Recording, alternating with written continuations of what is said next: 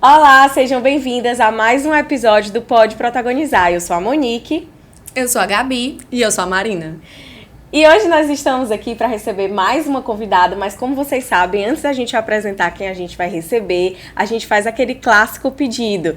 Se inscrevam aqui no canal do YouTube, se você estiver assistindo no YouTube, sigam a gente no Spotify, sigam a gente no Instagram também, todos os links vão estar aqui na descrição, a gente conta com vocês, tá bom? E solta a vinheta!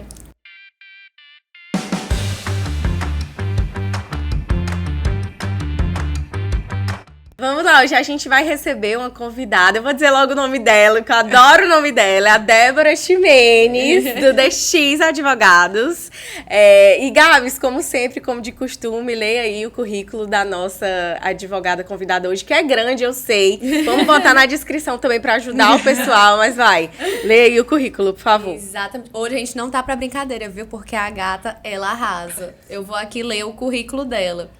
Advogada e fundadora do escritório DX Advogados, especializado em startups e iniciativas inovadoras. Mestre em propriedade intelectual e transferência de tecnologia para a inovação. Especialista em startups e direito de tecnologia pela PUC e pós-graduanda em direito empresarial pela FAO.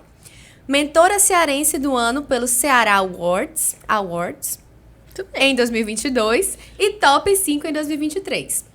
Pesquisadora bolsista na FUNCAP e atua como mentora em diversos ambientes de inovação, tais como Nina Ruby, Casa Azul, Sebrae, UFC e CECITES. Acertei? Foi difícil, hein, Gabs? É isso aí, mas foi ótimo. Mas eu entreguei. Entregou. Seja bem-vinda, Débora. Obrigada pelo convite. É um prazer estar aqui com vocês, conhecendo o ambiente de vocês e espero contribuir bastante com o conteúdo de vocês. Com certeza. Conteúdo você tem, né? A gente vê que parada você não fica. E para contextualizar, né, também o pessoal, a gente já conhece a Débora há muito tempo, então pode ser que role um Debs aqui, um Deb, uma amiga, então não estranhem. Mas para começar, Debs, conta um pouquinho da tua trajetória, como é que você chegou no direito, contextualiza aqui os nossos seguidores. Perfeito. Eu sou do interior, uma cidade do interior do estado, Novo Oriente, ninguém conhece, tudo bem, natural. Fica a 400 quilômetros de Fortaleza. Eu sempre morei no sítio e eu nem conhecia, por muito tempo, com certeza, eu nem conhecia o direito. É uma carreira que eu realmente não conheci por muito tempo. Na faculdade, na verdade, no ensino médio, eu me identifiquei um pouco, quando a gente conhecia um pouco sobre as profissões, conversava sobre isso. E, inclusive, no meu primeiro SISU/ProUni, o primeiro Enem, eu cheguei a submeter para direito, passei, mas na época eu só tinha 16 aninhos, quando eu terminei o ensino médio. E era para São Paulo.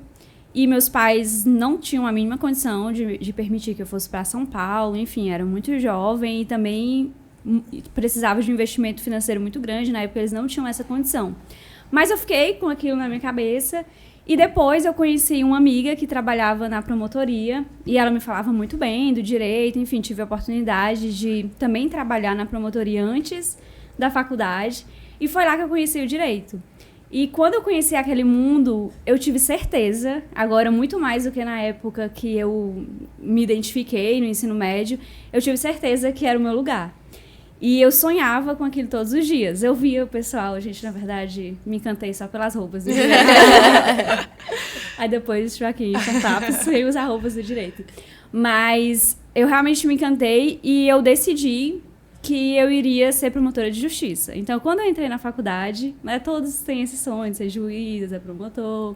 Mas o meu é porque realmente tinha tido uma pequena experiência e tinha gostado muito da experiência. No interior, o Ministério Público, ele é como uma defensoria. Porque o interior, na maioria deles, não tem defensoria, muito menos nessa época, em 2014. Então, eu gostei muito da função social do Ministério Público. E aí, quando eu entrei na faculdade, eu tinha certeza que seria promotora de justiça. E eu tinha mais certeza ainda de que eu não seria advogada. Então, eram duas certezas que me acompanhavam desde o início da faculdade. E acabou que eu entrei no Paulo Freire depois, quando cheguei na faculdade, aí contextualizando, eu não conhecia ninguém em Fortaleza, realmente foi um ambiente completamente novo, eu só vim quando eu fui aprovada, enfim. Vim morar com uma amiga de uma amiga e eu acabei conhecendo o Paulo Freire na Semana Zero, a gente conhece todos os projetos, e o Paulo Freire, contextualizando, é um projeto pré-vestibular em que as pessoas são voluntárias e elas dão aulas para alunos de escolas públicas. E eu me identifiquei muito porque eu fui aluna de escola pública a vida inteira. Então, eu quis muito participar. E aí todos falavam, se você quer concurso, desde o primeiro semestre você vai estudar para concurso. Você não vai entrar em projeto de extensão. Projeto de extensão não é para quem quer concurso. Mas eu pensei, só esse, vou dar aqui o meu retorno. Eu fiquei muito feliz de passar na universidade, realmente para mim era muito utópico. E a felicidade me invadiu e me invade até hoje, porque para mim entrar na faculdade realmente foi o meu maior sonho realizado. Então eu comecei no Paulo Freire, e no Paulo Freire eu preenchi alguns cargos de liderança, cheguei à presidência do projeto, que é o cargo de maior liderança dentro dele, e as pessoas começaram a me apontar algumas características do advogado. E aí naquele tempo eu já não tinha mais uma contrariedade com a advocacia. Na verdade, agora eu já admirava, porque eu comecei a ver os advogados, enfim, eventos, e eu já achava que eu não era digna da profissão, porque eu não tinha tantas habilidades de comunicação, enfim. Mas com o tempo, com as pessoas falando, né, as palavras têm poder, eu comecei realmente a me identificar. E foi aí que eu comecei a prestar processo seletivo para escritório. Dentro do Paulo Freire eu conheci uma pessoa que falou que conhecia um escritório que era a minha cara, e aí eu realmente fiz processo seletivo, fui para a EJUD também. Na EJUD, antes até do escritório, eu tive muitas experiências que eu tenho hoje no DX, que é de negociar contratos, fechar contratos com os clientes, e conhecer toda a operação, desde o fechamento do contrato até a entrega do contrato. E aí tinha várias pessoas na EJUD que entregavam também várias outras soluções. Naquele ambiente a gente ia aprendendo muito. Então, eu realmente me apaixonei também pela advocacia ali dentro da EJUD. Ai, não, legal. Assim, tu falando que, num primeiro momento, nem pensava que a faculdade poderia ser possível, né? Uhum. Eu acho que é a primeira vez que a gente recebe uma convidada que não tem esse background. Então, vamos rebobinar, assim, como foi esse ato de coragem mesmo, de sair de Novo Oriente, 400 quilômetros não é perto, não dá pra você ir e voltar todo dia, óbvio, né? Mas, enfim, nem todo final de semana, acho que ficaria muito dispendioso. Não sei, mas como foi esse ato de coragem, assim, nesse primeiro momento? Passei, e agora? Vou? Como foi isso? Perfeito. Na verdade, eu até digo que o meu ato de coragem começou antes, porque eu sempre tive muita vontade de sair de Novo Oriente. E tudo bem, respeito quem gosta, mas eu realmente queria muito sair de lá. Eu não sabia, eu não conhecia, quando eu era criança, sei lá, 8, 11, 12 anos, eu não conhecia outras cidades. Quando eu vim para Fortaleza, morar aqui, eu só tinha visitado Fortaleza umas 2 vezes, porque eu tinha ganhado uma viagem para a Bienal do Livro na escola, e outra vez eu vim representando o município em alguma conferência de educação. Não, eu acho que tinha vindo uma terceira, desculpa, para um concurso. Mas quando eu comecei a sonhar isso, de sair de lá, e ainda nem era o direito, porque eu não conhecia, era realmente... Hoje eu não consigo compreender como a Débora do passado sonhou aquilo, porque eu realmente não era estimulada minimamente a isso. Meus pais sempre me estimularam a estudar, isso é verdade. Minha mãe é professora, meu pai é agricultor, meu pai só cursou até a 3ª série do ensino fundamental 1, então ele queria muito dar pra gente o que a gente não teve. E eu comecei a ler, estudar, enfim, explorar a educação desde cedo. Mas jamais os meus pais iam me incentivar a sair de lá, porque não fazia parte da realidade deles, é completamente inexigível. E também eles não teriam condições de me manter, pensar assim, quem fazia direito na minha cidade, que foram poucas pessoas antes de mim, uma cidade realmente pequena, eram pessoas que tinham boas condições, os pais tinham boas condições financeiras. Então, assim, era impensável eles pagarem e manterem uma filha, mesmo que ganhasse uma bolsa, como tinha ProUni, para estudar direito fora. Então, meio que eu fui sonhando aquilo sozinha, aquilo foi se desenhando, e eles foram, de certa forma, me apoiando. Eu lembro que uma vez a minha irmã falou que não adiantava eu estudar, porque os meus pais não iam deixar eu vir. Era uma mistura de condições financeiras e também meus pais eram um pouco fechados, por conta da religião e também... mulher, né? Então existe. E tem aquela coisa, vou deixar a minha filha sair daqui pra capital, né? O pensamento do interior, né? Eu achava um absurdo, mas hoje eu compreendo demais, porque eles foram muito corajosos. Eu não conhecia o mundo, eu vivia numa cidade pequena, até 15 anos eu morei no sítio mesmo, e depois eu vim pra Fortaleza com 19 anos. Aí eu já morava na cidade, mas não fazia não fazia tanta diferença assim. Então eles tiveram muita coragem. Foi necessário realmente muita coragem deles. E os pais tendem muito mais a ser protetor, né, quando é uma filha mulher. É. E até hoje eles moram lá, Débora, também. Então, mora aqui sozinha, assim, da tua família. Não tem ninguém da tua família que mora aqui hoje também, não? Isso, só algumas primas que moram, mas a gente mora um pouco afastado, assim, em bairros separados, distantes. Mas a minha família mesmo, o núcleo principal, não. Eu já tentei trazer minha irmã para fazer cursinho pré-vestibular, mas ela preferiu continuar lá. E ela tá tentando para medicina também. Que eu me orgulho muito de ter impactado, assim, ela de certa forma e influenciado a estudar para universidade, enfim, aqui, né? Então, mas eles não gostam daqui, vêm muito rápido, enfim, voltam muito rápido e eu também dificilmente vou lá. Ainda bem que tem muito WhatsApp hoje, né? Tem como manter um relacionamento à distância aí, né? Com muita presença. É muito bonito ver uma história de uma mudança de chave. Acho que talvez, não sei se tu lembra exatamente onde foi, pelo que você falou, né? Não lembro exatamente onde foi que virou a chave de fazer a faculdade, mas essa pequena decisão impactou todo o restante da tua vida, né? E a tua família. E é engraçado, realmente, assim, é admirável, na verdade, a questão da capacidade de você realmente sonhar fora da sua perspectiva, porque é muito difícil, às vezes, você sonhar com o que você não conhece tão de perto, né? Assim, então, eu acho que, na verdade, tu já começou a empreender lá, né? Assim, na tua própria vida em relação a isso, e é muito interessante, realmente. Tá, então a Débora estudou lá no colégio, na escola pública, né, a vida inteira, no interior. Depois veio para Fortaleza, a contragosto, entre aspas, dos pais, né? E brotou na faculdade de Direito. Dali você foi para o Paulo Freire, né? Tô aqui fazendo uma rebobinando aqui a linha do tempo. No Paulo Freire, assim, como era tua rotina, teu dia a dia e o que tu trabalhava, o que tu fazia lá no Paulo Freire? Perfeito. Quando eu entrei no Paulo Freire, ele estava passando por uma transformação, porque antes só existiam professores. E aí uma pessoa meio que gerenciava todo o curso. E na época tinha uns 40, 50 voluntários. Então uma pessoa só para gerenciar um curso que, entre aspas, seria uma empresa, é um desafio muito grande. Aí o presidente que veio antes de mim, que foi o Matheus, ele foi muito visionário. E ele trocou muitas fichinhas com o pessoal do mesmo projeto do ITA. E aí ele trouxe todo um projeto para ter coordenadores, então eu já entrei num processo seletivo em que eu ia ser coordenadora, eu não entrei como professora. E eu era coordenadora de recursos humanos, de gestão de pessoas. E aí meu objetivo inicial era trabalhar com os voluntários. Eu não trabalhava diretamente com os alunos. Depois eu virei diretora dessa mesma área, e aí continuava trabalhando só com os colaboradores, os voluntários no caso. E acho que uns 8 meses depois eu me tornei presidente. Aí, como presidente, realmente já era uma rotina bem mais puxada. Eu lembro que nesse tempo eu já comecei a não ir mais para o interior, porque eu queria estar todos os finais de semana no curso. O curso funcionava aos finais de semana. E os alunos precisavam muito, mesmo de um apoio, uma conversa. Eu me sentia muito como eles. Então, eu acho que eles se enxergavam muito em mim, porque eu contava, enfim, que era de escola pública, estava ali na faculdade de Direito. Então, sempre estava com eles. E também sempre estava para dar suporte. Se faltasse algum professor, se faltasse alguém ali na rotina, sempre estava por lá. Então, era um pouco puxado. Eu lembro que, na época, eu recebi proposta para ir para escritório, do fundador, inclusive, do Paulo Freire. E eu não quis ir porque eu queria dedicação completa. Eu só fui para escritório realmente estagiar depois que eu saí do Paulo Freire. Quando eu entreguei a presidência do Paulo Freire, foi realmente pronto, agora é a hora.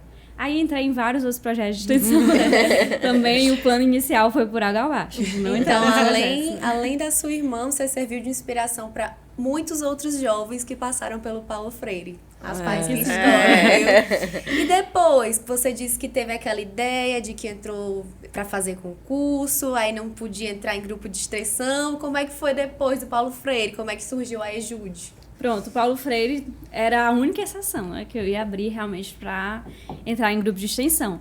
Mas aí depois do Paulo Freire, acabou que eu fiquei relativamente conhecida dentro da faculdade. Eu tinha uma boa relação com os professores, com o diretor. Vez ou outra a gente conseguia muita coisa pro Paulo Freire, fazer muitas reuniões com o diretor. Porque, assim, a observação, a Faculdade de Direito da UFC é um colégio.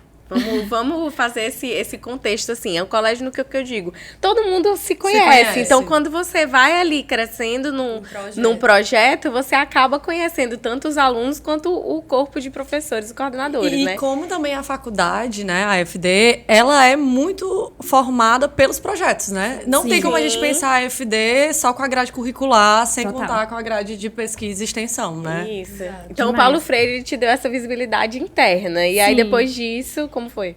Aí enfim, as pessoas já me falavam que eu tinha muito a ver com a advocacia, eu fui gostando de ouvir aquilo. E aí, na época, eu tinha alguns amigos que eram da EJUD, e eles falavam, olha, tu deveria ir pra EJUD. A gente trabalha muito em empreendedorismo lá, me apresentavam muito o MEG, e eu fiquei, vou tentar esse negócio. Não é possível que eu, depois de ser presidente de Paulo Freire, não vou passar esse processo seletivo, né, que era muito difícil. E aí eu entrei na EJUD e realmente eu gostei muito. Na época que eu entrei na EJUD, eu entrei na Sono também.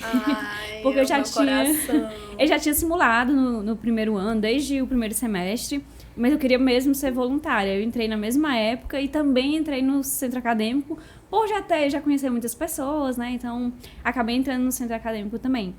Aí, esses 3 foram ao mesmo tempo. Ou seja, ela dominou a faculdade.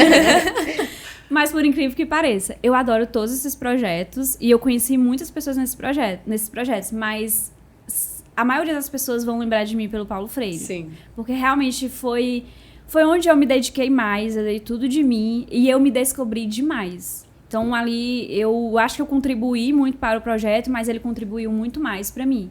E o fato de eu ter, depois, decidido entrar na EJUD foi em virtude da chaminha que se acendeu naquela época. E por muito tempo, até o DX, eu não vivi nada tão marcante quanto o Paulo Freire, no sentido de eu me sentir o senso de dono, de dar tudo o que é meu mesmo e me dedicar demais e adorar, assim, me empolgar com cada pequena ação. O Paulo Freire foi incrível nesse sentido. Eu realmente só senti algo parecido, que eu ainda nem considero igual, porque o Paulo Freire tem todo um impacto social envolvido e tinha toda uma identificação. Mas o mais parecido que eu vivi foi o DX. Assim, nenhuma das outras experiências foram tão marcantes. O Paulo Freire realmente continua muito forte. A gente vai chegar lá no DX. Antes. Não, antes, eu queria entender, nesse momento, então, você foi construindo na cabeça esse pensamento de ser advogada, as pessoas ali foram identificando em você várias qualidades da advogada, né, da profissional advogada, e quando foi que você decidiu, não, vou advogar? Porque eu lembro de ter tido conversas contigo, lá atrás, assim, quando tu ainda estava nessa transição do Paulo Freire para a EJUD, que tu ainda falava de concurso. Quando eu entrei na EJUD, eu ainda falava. Quando tu entrou na EJUD, tu ainda falava. Então, quando foi que virou a chavinha na tua cabeça? Pronto. Inclusive, quando eu comecei a estagiar, eu ainda pensava muito agora na defensoria, porque eu entendi assim, o papel da defensoria, eu me identificava muito.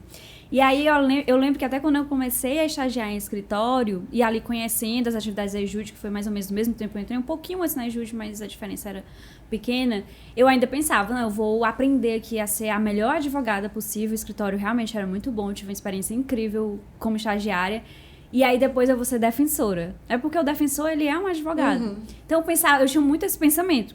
E aí no último semestre, quando eu fiz a disciplina de prática jurídica, eu não me identifiquei tanto e na época eu já tinha entendido o impacto da advocacia. Eu realmente tinha entendido que não precisa, para eu impactar um grande número de pessoas, eu não preciso diretamente estar prestando um serviço para um grupo, uma minoria, por exemplo. É excelente que tenha a defensoria para isso e que a gente sempre que possa faça esse tipo de serviços. Mas a gente, assessorando uma empresa, a gente também vai favorecer muitas minorias, a gente vai favorecer várias pessoas que são desfavorecidas economicamente, porque a empresa é quem sustenta aquelas pessoas, né, de certa forma. Então, eu fui vendo aquele impacto.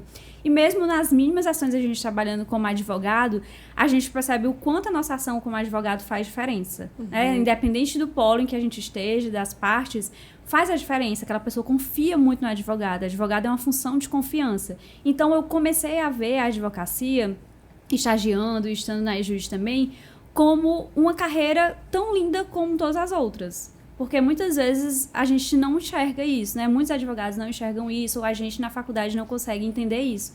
Mas é tão linda e tão gigante quanto as outras carreiras jurídicas.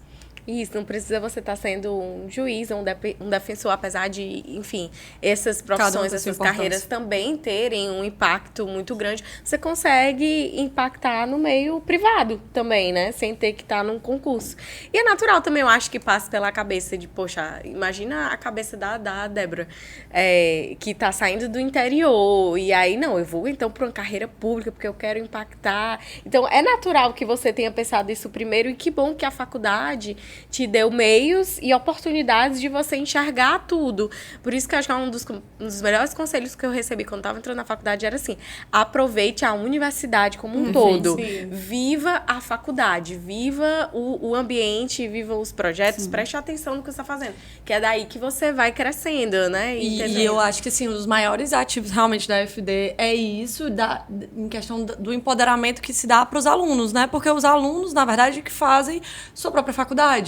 E eu acho que, assim, nenhum de nós que está aqui nessa mesa hoje talvez tivesse tido coragem e até se descoberto mesmo nas habilidades que nos trouxeram até hoje, se a gente não tivesse se envolvido nos respectivos projetos que a gente se envolveu, conhecido as pessoas que também estavam engajadas naquilo e que foram levando a gente para isso. Porque às vezes você só dentro de uma sala de aula, de uma forma passiva, recebendo o conteúdo, a informação, te faz não descobrir determinadas habilidades que você tem e talvez, ou retarde, né, essa descoberta. Então, eu acho que, assim, eu sou suspeita, que eu sou muito fã da FD, mas eu sou muito fã por isso, assim, pela questão de como as coisas acontecem. É muito ativa. Eu acho que a FD é muito ativa em relação a isso, pelos próprios alunos, né? E é uma coisa que se mantém independentemente da geração, né? Quem veio antes da gente, quem está hoje lá, quem estava na nossa geração. Acho isso muito interessante. E a gente se engaja muito lá, né? Também, porque vai se conhecendo nos diferentes semestres, né?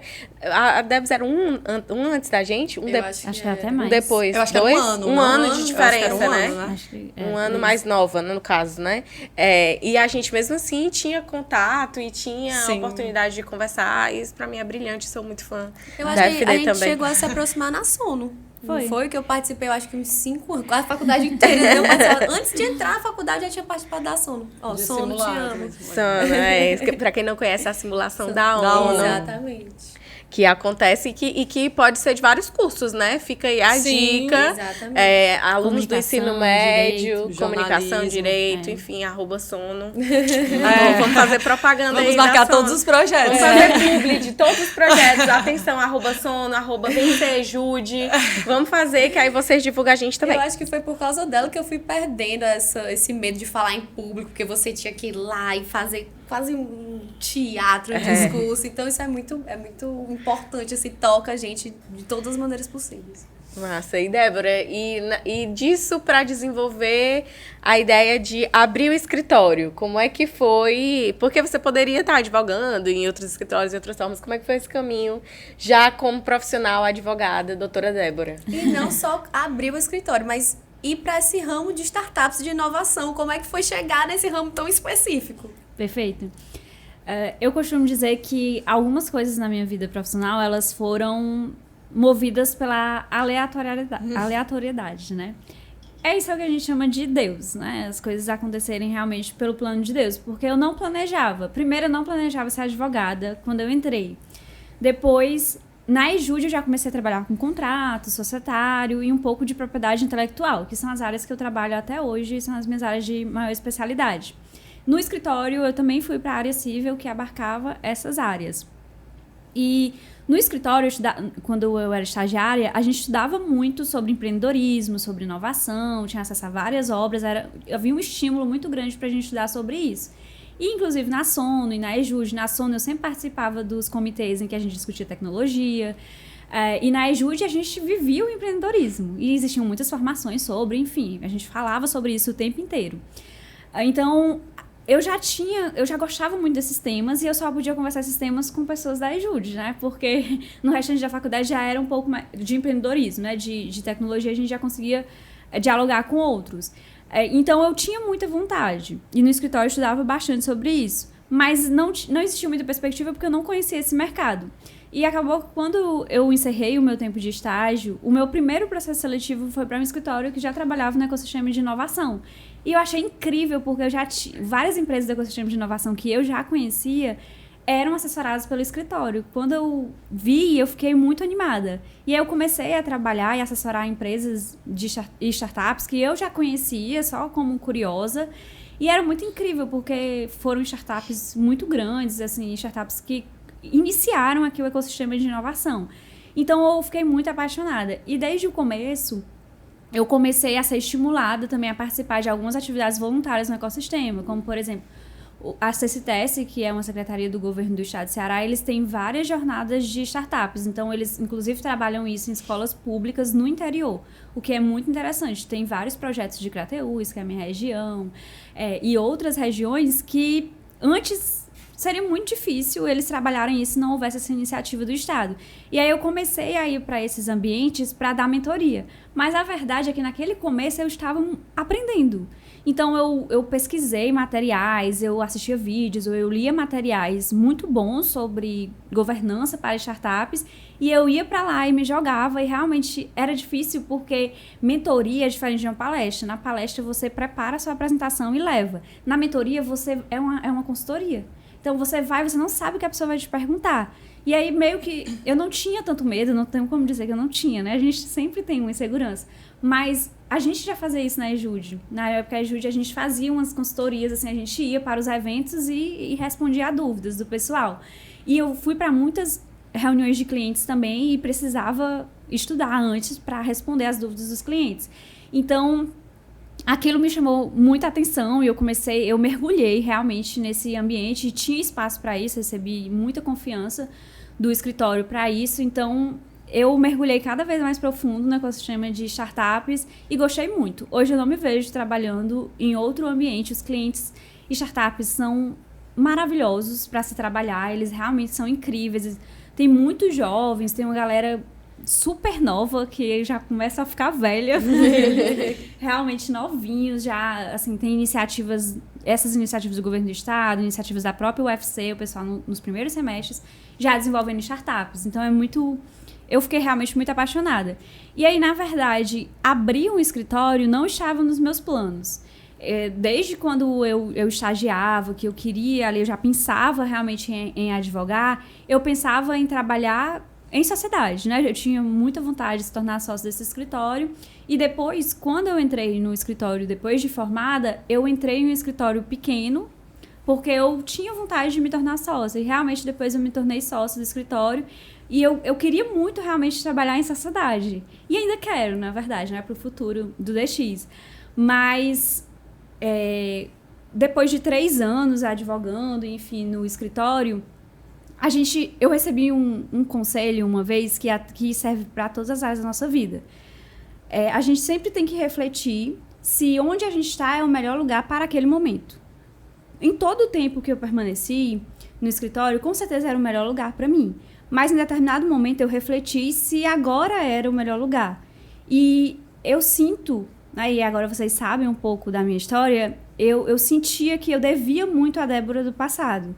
Eu deixei o interior, enfim, eu sonhei sonhos que talvez hoje os meus sonhos nem sejam tão ousados quanto da Débora do passado.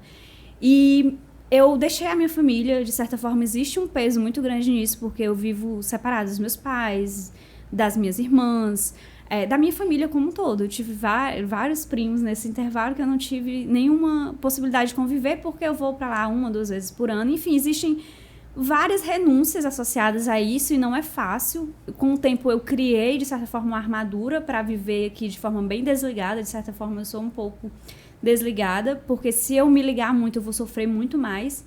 Então eu devia muito, eu me cobrava muito. Os meus pais não me cobravam, não existia uma cobrança externa, mas eu me cobrava muito de realmente satisfazer aquela Débora do passado. Então a minha decisão foi, de certa forma, repentina.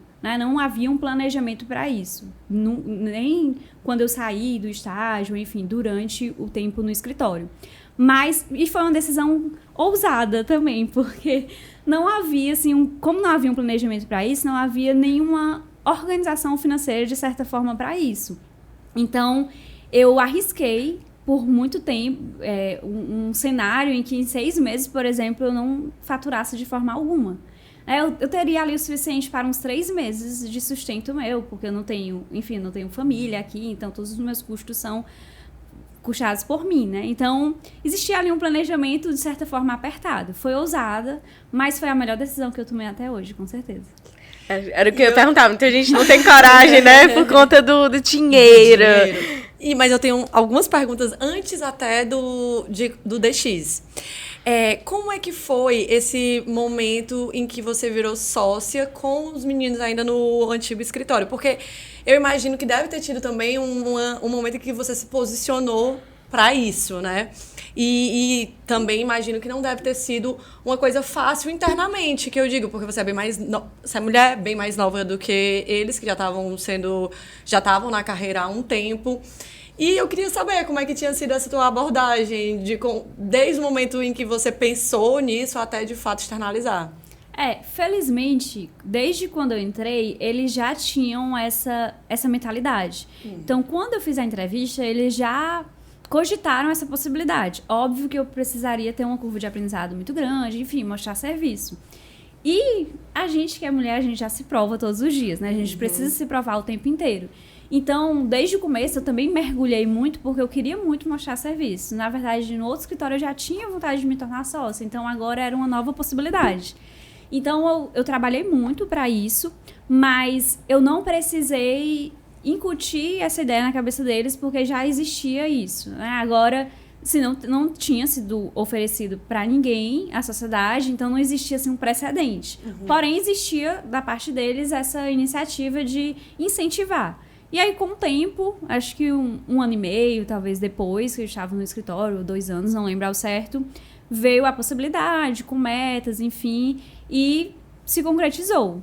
Aí, assim, a ideia era aumentar a percentual, enfim, mas existia essa cultura já nesse sentido, desde o começo. E foi por isso, inclusive, foi uma dos pontos que me incentivou a ficar lá, né? Porque existem vários escritórios, muitas pessoas decidem trabalhar em escritórios maiores porque eles dão uma visibilidade, obviamente. E o que me incentivou a trabalhar em um escritório pequeno foi 2. A primeira possibilidade de crescimento, que eu via realmente muito forte, já pela conversa com eles, e segundo, a área, que também me chamava muita atenção. Então, a vaga, o descritivo da vaga eram as áreas que eu já trabalhava e era num contexto, num cenário de inovação que eu queria muito conhecer na prática. Eu não trabalhava ainda com empresas dessa área. Então, ali foi realmente o prato perfeito. E realmente aprendi muito, me desenvolvi muito lá. Eu me desenvolvi em todos os lugares que eu passei, como, enfim, eu cheguei aberta a possibilidades, né? E eu, enfim, estourei uma bolha. Em todos os lugares que eu passei, contribuíram muito. Mas o estágio e o tempo de escritório foram essenciais para eu profissional hoje. Porque, enfim, estava lá advogando, trabalhando com clientes. E em ambos os espaços eu tive realmente muita sorte de ter sempre muita abertura e muita confiança. Eu experimentei de todas as experiências do escritório. Obviamente que dentro das suas proporções, porque não eram escritórios gigantes, né? Como a gente tem outros no mercado. Legal. Legal, acho que até o próprio ambiente de ser de startup, os meninos, que a gente tá falando aqui, os meninos que a gente conhece, né? Exato. Mas, enfim, os donos do escritório, né, os meninos, de lascar, Marina Fausto, mas, enfim, os fundadores do escritório, vamos falar assim, os fundadores do escritório já fundaram com esse foco em startup, que é mais moderno, então eles já vinham também com essa, desconstruindo até a ideia da advocacia. Eu acho que isso foi um ponto que, de certa forma, te deu mais asas ainda, né? Pra se desenvolver e a oportunidade de se desenvolver. Então, é bacana a tua colocação. Mas no meio de startup, agora vamos começar com as startups, que a Gabriele quer saber das startups. Desde ontem que ela tá... Desde ontem que ela tá, meu Deus, startup, sei nem o que é.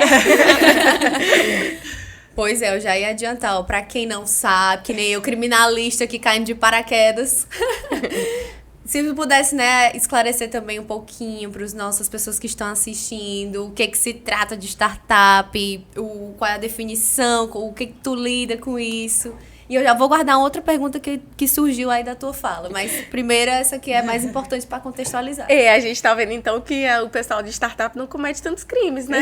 Nossa, aqui, estudiosa. Não é muito cliente, né, Gabi? Não tem. A galera é bem direita, né? Isso aí. Processos no geral são mais difíceis. Por isso que o escritório hoje a gente trabalha 98% eu diria com consultivo. O processo já é uma realidade mais... Meu Deus, eu não sei nem como é isso. Eu fico assim, gente, como Eu imagino assim? que é bom. Quer dizer, tão bom, né? É muito bom. Sem prazos, processual, né? Claro. Mas os prazos de startup, já vou adiantando, são todos pra ontem. Mas é ruim porque Mas também não tem recesso. Eu tenho um recesso. E também você tá sempre atrasado, né? Porque se não tem prazo, porque no prazo processual, você diz assim, são 15 dias, meu prazo ainda tá ali. Ali, se não tem prazo, você já tá atrasado. É Ele já verdade. ele te pediu, você já tá atrasado. Eu né? retiro o que eu disse. Deixa a gente lá, 23h59, tá ótimo. Só dia útil também. Mas enfim, o que é startup, Débora? Pronto. Na origem da palavra, startup é uma empresa pequena, né? E de certa forma, ainda no contexto mesmo no contexto brasileiro, em alguns casos, sim. E a gente tem uma definição da literatura, o que os autores falam que é startup, e que se aplica em muitos países, a mesma definição, e tem a definição da legislação, que no Brasil é muito recente. A gente viveu por muito tempo nesse ecossistema de startups, inovação, não sei o que, a gente fala muito ecossistema, tá, gente? E não existia uma legislação nem para definir o que era startup. Então, é bem recente essa definição de startup. Na definição da literatura, a startup é uma empresa que trabalha com inovação. Então, um pequeno grupo de pessoas ali que muitas vezes ainda não é nenhuma empresa, porque não tem um CNPJ, mas eles se unem para reproduzir uma ideia realmente inovadora. Geralmente, a gente tem tecnologia envolvida, tá? Na maioria dos casos. Mas o mais importante é que tenha a característica da inovação. E essa inovação, ela também não precisa ser o que a gente chama de disruptiva, completamente diferente. Ela pode mudar alguns processos, ter algumas características diferentes de outra empresa. Então, às vezes, surgem startups aqui que elas estão reproduzindo o que já existe em outros países ou até mesmo no Brasil, mas aquela empresa ou aquela startup outra não conseguiu colocar algumas características do negócio que vai gerar mais amplitude para ele e essa nova startup gera. Então, ela vai ser startup, está inovando da mesma forma. E o mercado é muito grande também. E existem muitos nichos de mercado. Então, vão surgir várias startups que vão trabalhar os mesmos negócios. Ainda assim, vai ser inovação. E outra característica da startup é a possibilidade de escala. Realmente, na startup, a gente tem que ter um modelo de negócios que seja escalável. Então, por exemplo, um escritório de advocacia não é escalável, não considero escalável. Por quê? Porque se eu tenho 15 clientes, tudo bem, um advogado, será que consegue atender 15 clientes? Pode conseguir, a depender da quantidade de demandas consultivas, por exemplo, pode conseguir facilmente. Mas se a gente colocar 90 clientes, não vai ter mais o mesmo advogado para atender aquelas pessoas. A gente vai ter que... Os custos da empresa vão acompanhar ali o aumento do faturamento. Já na startup, existe essa necessidade de pessoas também, mas geralmente a gente tem times enxutos e o faturamento delas, eles crescem de forma não proporcional aos custos. Então, por exemplo, tem uma startup aqui que é incrível, que eles criaram um aplicativo white label, que a gente chama, que é em branco, para supermercados. Então, é como se fosse o iFood, mas cada supermercado tem a sua identidade visual. Então, eles têm muito trabalho para criar aquele primeiro aplicativo, como se fosse o aplicativo em branco, o iFood em branco. Não é a mesma coisa do iFood, mas só colocando uma comparação. E aí, eles têm que trabalhar sempre novas funcionalidades para aquele aplicativo, tem a manutenção, tem o suporte, mas se eles tiverem 50 supermercados ou 200 supermercados, é o mesmo produto que eles vão utilizar. Então, eles vão precisar aumentar um pouco de pessoas, porque tem ali o design, tem que colocar a identidade visual de cada empresa, tem que colocar lá na loja, é um aplicativo diferente, mas não é proporcional. Então, eles conseguem crescer muito. E no primeiro ano, quando você compara o faturamento do primeiro ano para o segundo, terceiro, quarto ano, é um crescimento realmente exponencial. Então, essa é a definição de startup. E um exemplo, Debs, de startup, assim, que sei lá, Nubank veio de startup, iFood veio de sim, Acho que vai, sim, né? Todos Eu esses. acho que esse Netflix, é? Não. Deve No ter começo, sim. sido. No começo. Acho Aí que quando sim. elas vão se tornando muito grandes, né, elas já Aí se já- tornam uma estrutura realmente de empresa. Airbnb, Uber, Airbnb. foi tudo startup, Startup tá que tudo depois rico, ó. foi. Gente, vamos pensar no startup. Oh. Mas aí deixa eu aproveitar e te perguntar, o mercado daqui, o cearense, como é que tá hoje em relação a isso de startup? Pronto, aumentou bastante. Essa startup que eu comentei, né, do aplicativo White Label, por exemplo, é a Mercadap, que é uma startup daqui, que foi vendida para a Lynx, que foi vendida depois para a Stone. Né? A Lynx é dentro do grupo Stone. É uma startup hoje muito grande, ela foi vendida na época da pandemia e ela já tinha uns 3, 4 anos na época. Foi uma venda rápida. E aí existe muito esse raciocínio de preparar ali a startup para vender. E a gente tem várias startups no ecossistema. O nosso ecossistema deve ter uns 8 anos por aí que a gente tem startups. Tem a Agenda Edu, por exemplo, que foi uma das primeiras startups que vocês com certeza conhecem. Tem uma amiga que trabalha lá, inclusive. Perfeito. E eles também se destacaram muito no mercado. E aí esses cases grandes acabaram incentivando o nascimento de novos. E hoje a gente tem muito apoio público para desenvolvimento de startups. Então, por exemplo, essa jornada da CCTS, que é a Secretaria do Governo do Estado, eles trabalham ideias dos alunos ou ideias de empreendedores, no geral, que começa ali não existe no mercado ainda, existe a ideia. Não tem CNPJ, ali às vezes ainda está se formando o grupo, e aí eles vão dar mentorias. Muitas vezes os mentores, inclusive, são voluntários, eu participo bastante, por exemplo. Mentorias, palestras, esse acompanhamento de perto, não só na área do direito, né, nas áreas de negócios, principalmente. E essas startups têm uma jornada de 7 meses, 12 meses, depende muito do programa, e elas vão evoluindo. E hoje a gente tem essa jornada, na UFC também tem um projeto, na verdade tem vários projetos que incentivam isso, então os estudantes inclusive recebem bolsa, é um incentivo. A FUNCAP, que é a Fundação de Amparo à Pesquisa, que do Ceará também, que é do Executivo, tem vários editais para colocar dinheiro nas empresas, tem editais aí de 600 mil, então a startup receber 600 mil é incrível, porque eles só conseguem um valor desse quando eles já estão muito adiantados e é de um investidor que vai pegar em troca uma parte da empresa, né? 10%, 15%, enfim. Então, compromete. Eles receberem isso do Estado é muito bom. O Sebrae também tem vários editais. Então, entra dinheiro, tem Centelha, enfim, tem vários editais que já trabalham. O nosso ecossistema hoje está muito, muito bom para o surgimento de startups. E existem vários ambientes privados também que colocam mentorias, espaço, estrutura para essas startups se desenvolverem. Então, a gente está bem hoje. E dentro disso, o escopo da assessoria jurídica em relação a isso, eu imagino que ele deve ser um pouco amplo, né? Não se limitando apenas àquela questão estritamente jurídica e até entrando um pouco no suporte aí nessa parte de empreendedorismo. Sim. Conta um pouco como é que é esse suporte, o escopo, normalmente, de um contrato. Eu tenho um OBS, eu tenho um cliente hoje que é startup e é totalmente diferente de todos os demais. Gente, é assim, não digo que é negativo, não, eu acho até bacana, porque você entra muito em termos de estratégia também, de operação. Sim. Eu imagino que deve ser muito motivante, na verdade, você sabe? meio que se sente parte da empresa, pelo menos essa é a percepção que eu tenho desse cliente, porque você fica, não, eu acho melhor que eu acho mais estratégico a gente fazer de tal forma, eu me meto mesmo, não tô nem... Mas como é pra ti que todos os teus clientes são desse ponto, né? Então tu entra muito no sonho ali dos clientes. Perfeito. Excelente pergunta. É um ambiente completamente diferente mesmo. Já trabalhei nas mesmas áreas com negócios tradicionais e agora há 4 anos trabalhando só com startups. E realmente é um exercício muito diferente. E aí, desde o começo, eu participava muito de reuniões e eu acompanhava, enfim, os sócios do escritório que já viviam nesse ecossistema e eu prestava muita atenção como eles precisavam realmente saber sobre negócios. Desde o primeiro contato com o cliente, no começo, meu Deus, essas ideias pareciam muito mirabolantes das startups, porque é um modelo completamente diferente do tradicional. E às vezes vai muito para longe e é diferente do que a gente vê no dia a dia. E aí eu percebi realmente que a gente precisava saber mais do que negócios. O meu mestrado, ele não é na área do direito, inclusive, então ele me ajudou muito, porque ele é na área da administração.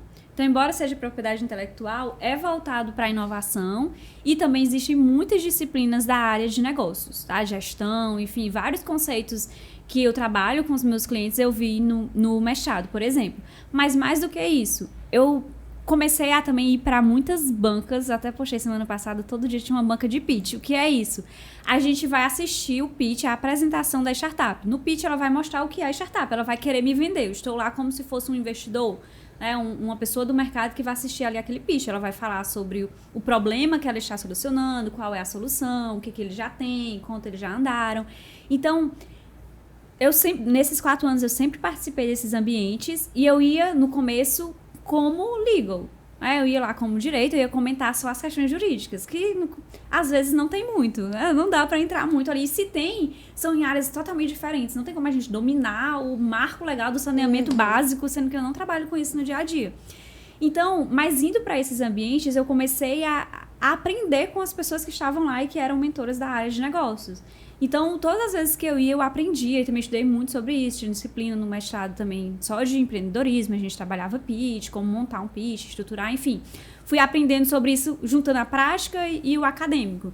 E, realmente, a primeira assessoria que eles precisam é de negócios. E aí, por já viver nesse ambiente há um certo tempo, né, já considero um bom tempo aí, eu acabo já conseguindo contribuir com eles, com certeza, com negócios. E a gente precisa entender muito realmente a estratégia. É como se a gente fosse ali um jurídico interno, que o jurídico interno é que participa mais dessa estratégia, né, em negócios tradicionais.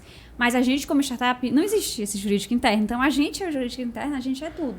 E a gente trabalha mais o preventivo mesmo. Mas existem muitas dificuldades, porque no começo muitos não têm dinheiro, aí não sabem. Aí a grande decisão, eu vou atrás de um investidor, mas eu não estou preparado para receber um investidor ainda, porque eu nem sei onde é que eu quero chegar, se eu quero vender a minha startup no futuro, se eu quero permanecer nela, né, se eu quero levar ela para a bolsa, ou se eu só quero daqui a uns 3, 4 anos vender. Enfim, eles não têm essa maturidade ainda, o que é natural.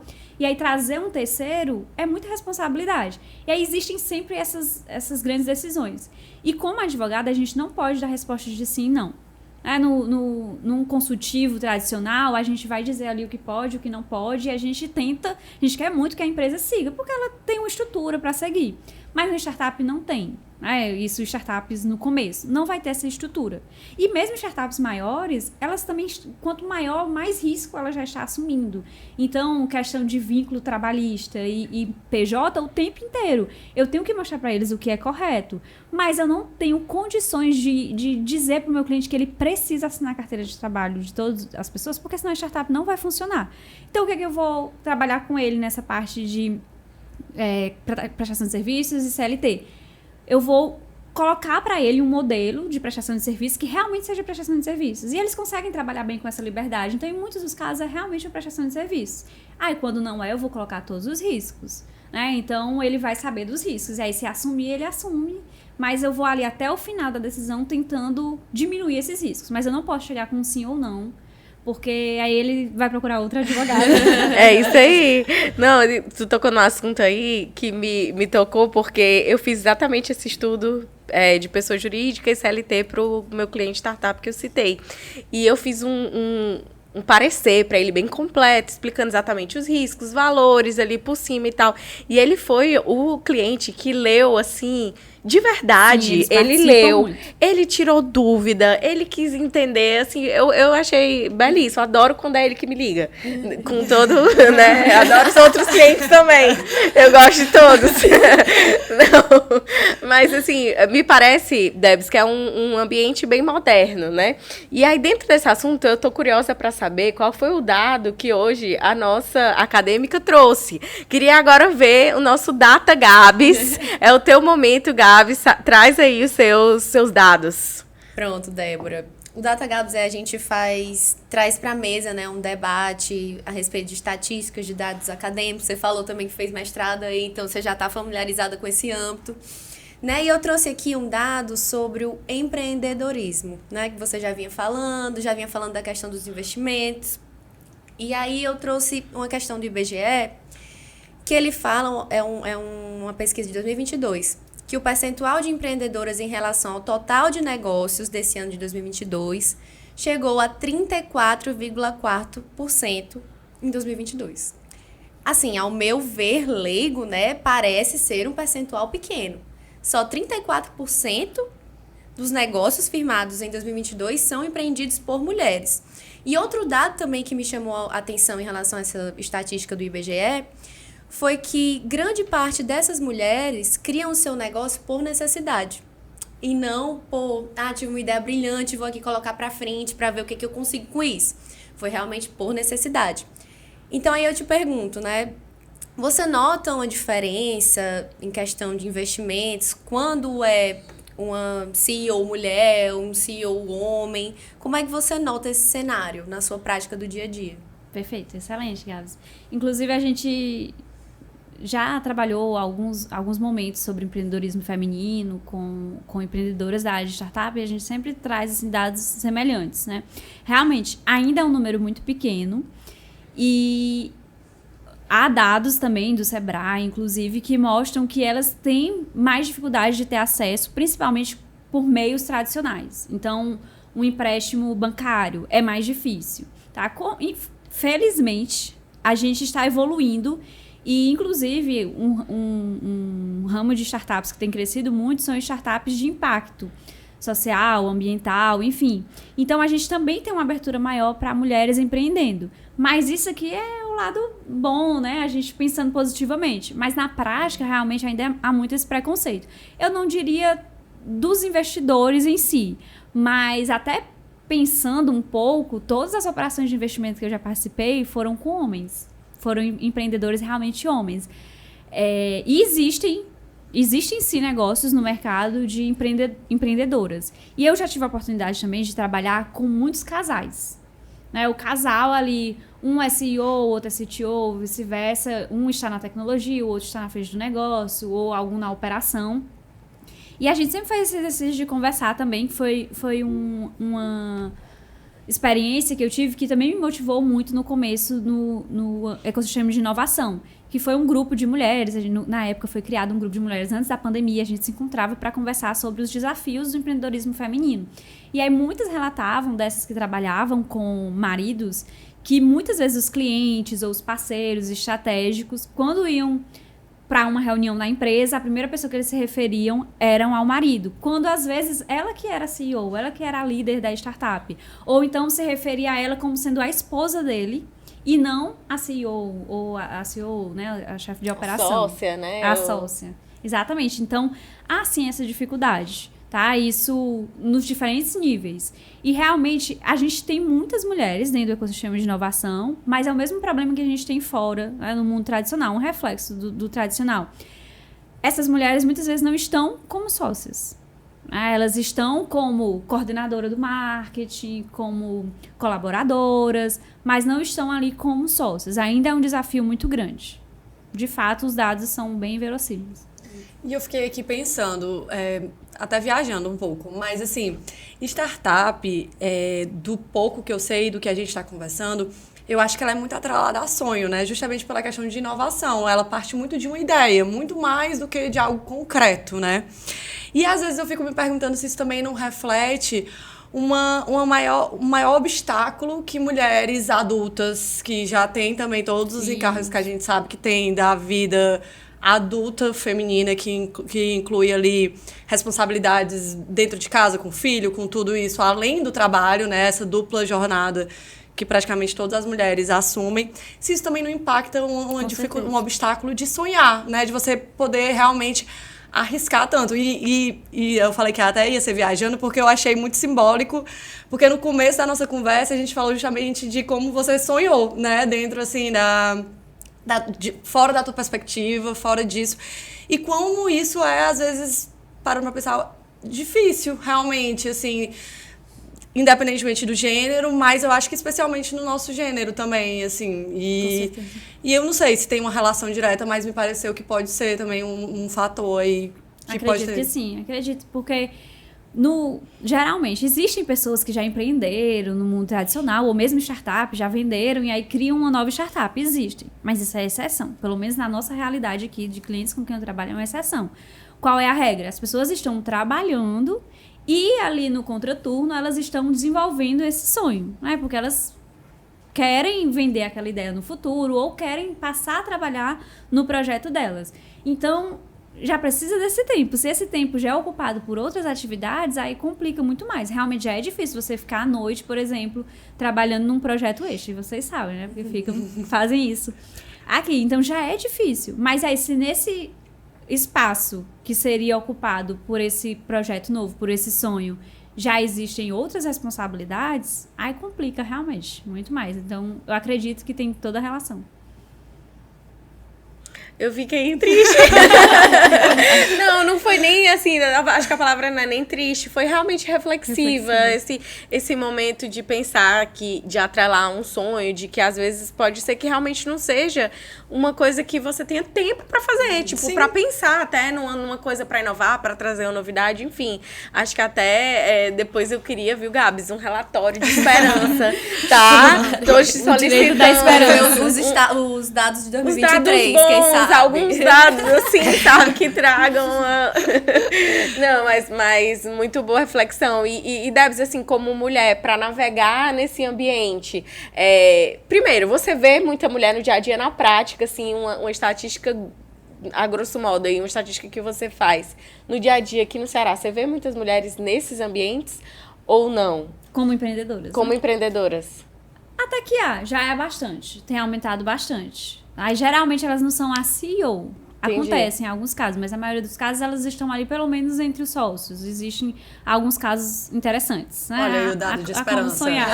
Agora já estão retomando aqui as minhas energias. Mas, com certeza, a maioria ainda é homem. Tá? Porque, realmente, enfim, é um reflexo da realidade, né? Não dá pra ser de uma hora pra outra tão diferente do reflexo que a gente tem na sociedade mesmo. E na parte jurídica, assim, de assessoria jurídica? Porque eu conheço pouquíssimos advogados, na verdade, que atuam nessa área. Na verdade, acho que eu só te conheço, assim, na parte de startup. Então, na minha perspectiva, 100% é mulher, porque é só você. Mas, realmente, desse meio, tem muita mulher advogando nisso? É mais homem? Ou é até equivalente, porque, de fato, é um nicho muito específico, assim, pequeno? Aqui no Ceará a gente tem poucos, tá? Tem alguns escritórios maiores que já tem uma área para startups, ou outros que nem têm uma área, mas acaba recebendo demandas. Então, acaba sendo a estrutura já tradicional que, pelo menos no meu observar, é majoritariamente masculina. Principalmente sócios, né? Se a gente for olhar sócios, aí é que, meu Deus, eu não sei nem qual é a proporção, 90-10, nem sei. É muito, realmente, discrepante. E aí, como advogados de inovação, aqui dentro do Ceará, são poucos, realmente, que se dedicam especificamente a isso. Mas eu diria que tem mais homens, até porque, parando para pensar, eu não consigo pensar em muitas mulheres. Eu consigo pensar em vários nomes masculinos, assim, que orbitam ali nos ambientes que eu frequento, como hackathons, enfim, eventos no geral. Sempre eu conheço um homem ali que eu ainda não conhecia, não tinha visto, ele estava visitando, disse que trabalha com inovação, com startups. Então tem. Mulher é mais difícil, realmente. E nisso da mulher dentro desse espaço, né? O que você considera como mulher que foi um grande desafio na sua construção de carreira nesse ambiente? Perfeito. Muitos desafios. Advogar, né? A gente, desde a faculdade, já percebe isso, que nos escritórios existem muitos homens e poucas mulheres. E, como a gente falou antes, principalmente se a gente for olhar para os sócios, né? Para o topo ali dos escritórios. Então, já é, de certa forma, uma dificuldade, porque você tem essa dificuldade de se inserir. O ambiente de inovação, eu considero que ele é diferente. Todos os meus clientes hoje, eles são meus clientes porque eles já tiveram um contato anterior e eles escolheram estar comigo. Então, por exemplo, foi numa palestra que eles me conheceram, numa mentoria, eles perguntaram tudo. Eles sempre fazem sabatina, porque eles vão tirar todas as dúvidas, realmente. Ou eles receberam a indicação de outro cliente que já trabalhava comigo. Então, nesse sentido, tem uma relação realmente de extrema confiança. Como o escritório também ainda é muito centralizado na minha pessoa, então eles estão ali porque eles realmente confiam em mim. E como existe essa mentalidade bem mais atualizada, né? Eles também são muito jovens, há várias mulheres, não na mesma proporção de homens, mas há também muitas mulheres.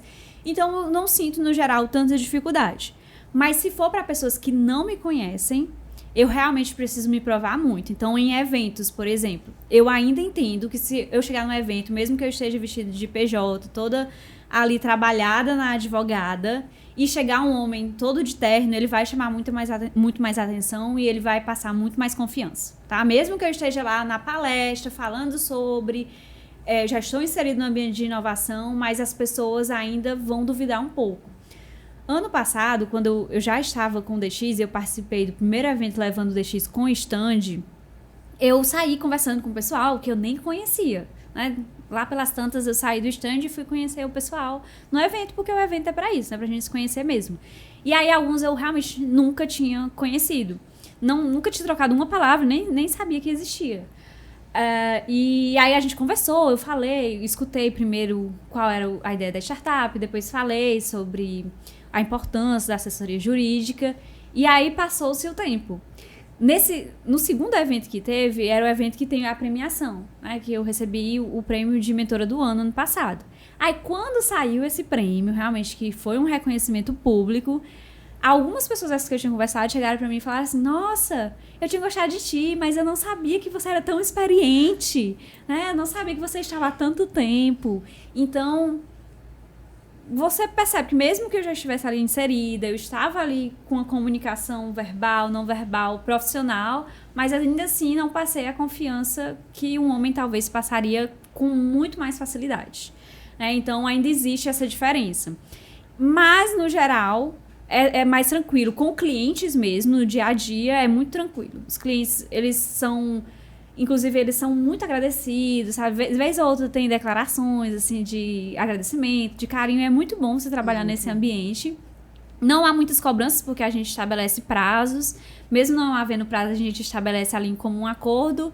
E, se não for possível cumprir, porque, enfim, algo é mais complexo, a gente conversa também e tá tudo bem. Então, isso não tem problema. Os problemas que eu já enfrentei, maiores problemas, com pequenas exceções de problemas com clientes, foram mais problemas com profissionais, com colegas advogados.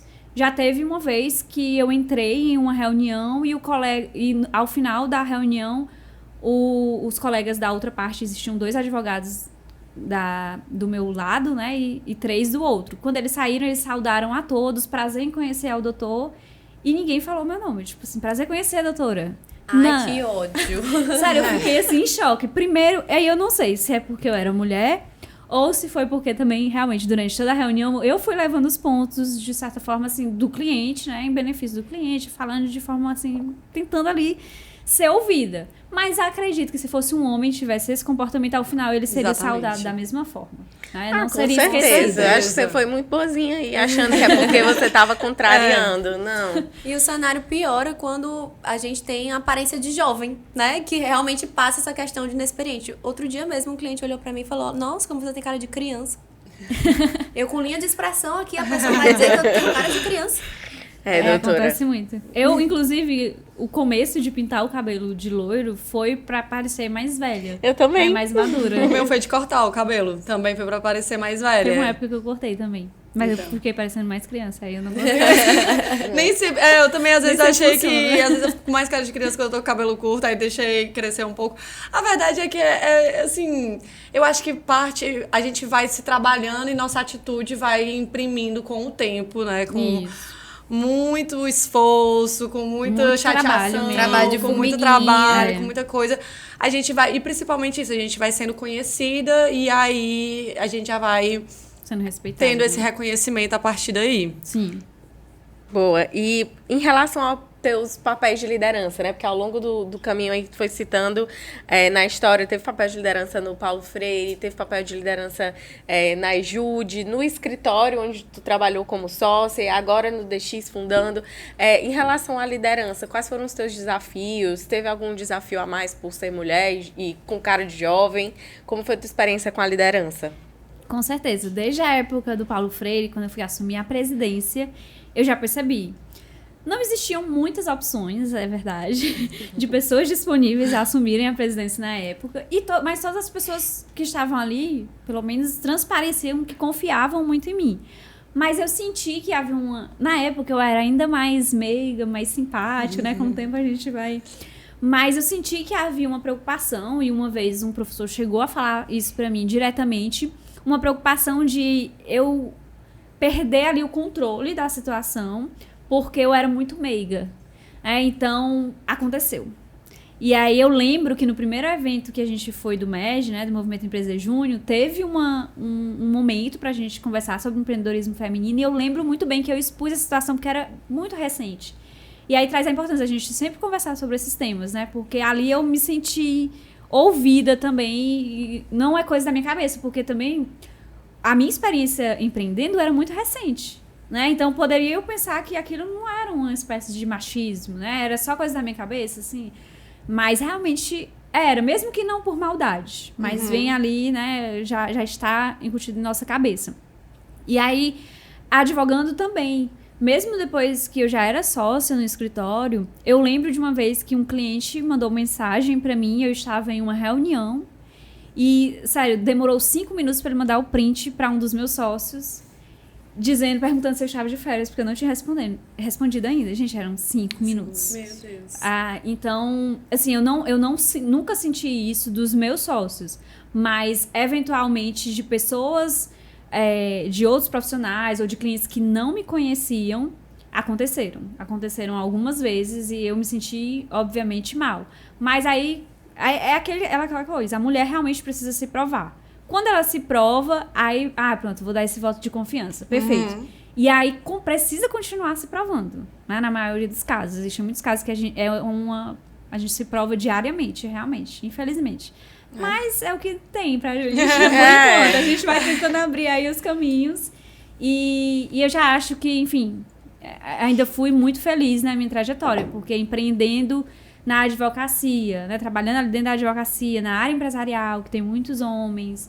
E aí eu fui para um escritório que os 2 sócios eram homens, então pelo menos a visão deles já era muito atualizada, eles realmente confiavam em mim, isso nunca faltou confiança para mim. Então, pelo menos esse apoio eu tinha, né? E aí isso ajudava, obviamente, a superar o que vinha de fora. Tu falando, eu lembrei de uma vez, uma coisa que aconteceu comigo, que isso pra mim é muito marcante. Já aconteceu várias vezes, mas nesse dia eu realmente respondi. O cliente chegou pra mim, eu tinha orientado, né, a pessoa que ia prestar um depoimento, não tinha induzido testemunha, gente, não tinha dito como é que tinha que falar, mas assim, a gente tinha antes alinhado o que era que eu ia perguntar pra ele, e na hora que aconteceu lá, ele respondeu exatamente o contrário do que ele tinha me dito antes. Ou seja, eu tinha visto que era uma testemunha boa, e quando chegou lá na hora, ele foi lá e, de surpresa, trouxe pra gente outras coisas. E aí, quando eu liguei pro cliente, eu falei, fulaninho falou totalmente diferente do que ele tinha falado pra mim. Então, ficou ruim pra gente, não foi benéfico. Mas você tinha que se impor. Você tinha que se impor pra ele fazer. Que é mentira. Aí eu respondi, foi muito natural e até fico feliz de ter respondido assim, porque às vezes a gente se poda, né? Mas eu respondi assim, o senhor queria o quê? Que eu pegasse ele pelo cabelo e obrigasse ele a responder o que o senhor quer? Porque não é assim que funciona. Não é assim, eu tenho que me impor, ele não vai me respeitar só porque eu falei normal, não, eu tenho que gritar com o rapaz, entendeu? Não é meu papel fazer isso. E depois mas... de dizer, já era, né? Não, o juiz já ouviu. Não dá pra desdizer. Não, e eu ia dizer, eu ia fazer o quê, gente? Sinceramente, se o cara me enganou, porque antes ele respondeu uma coisa, depois ele respondeu outra, entendeu? Não acho que se fosse um homem, a resposta teria sido, você vai ter que se impor. Você teria a presunção dele já foi que isso foi aconteceu por uma falta de imposição sua. Não foi porque, de repente, a testemunha quis prejudicar ou ficou nervosa ou qualquer outra coisa. A presunção automática dele já foi essa, né? Exato. Então, eu acho que esse ponto não teria...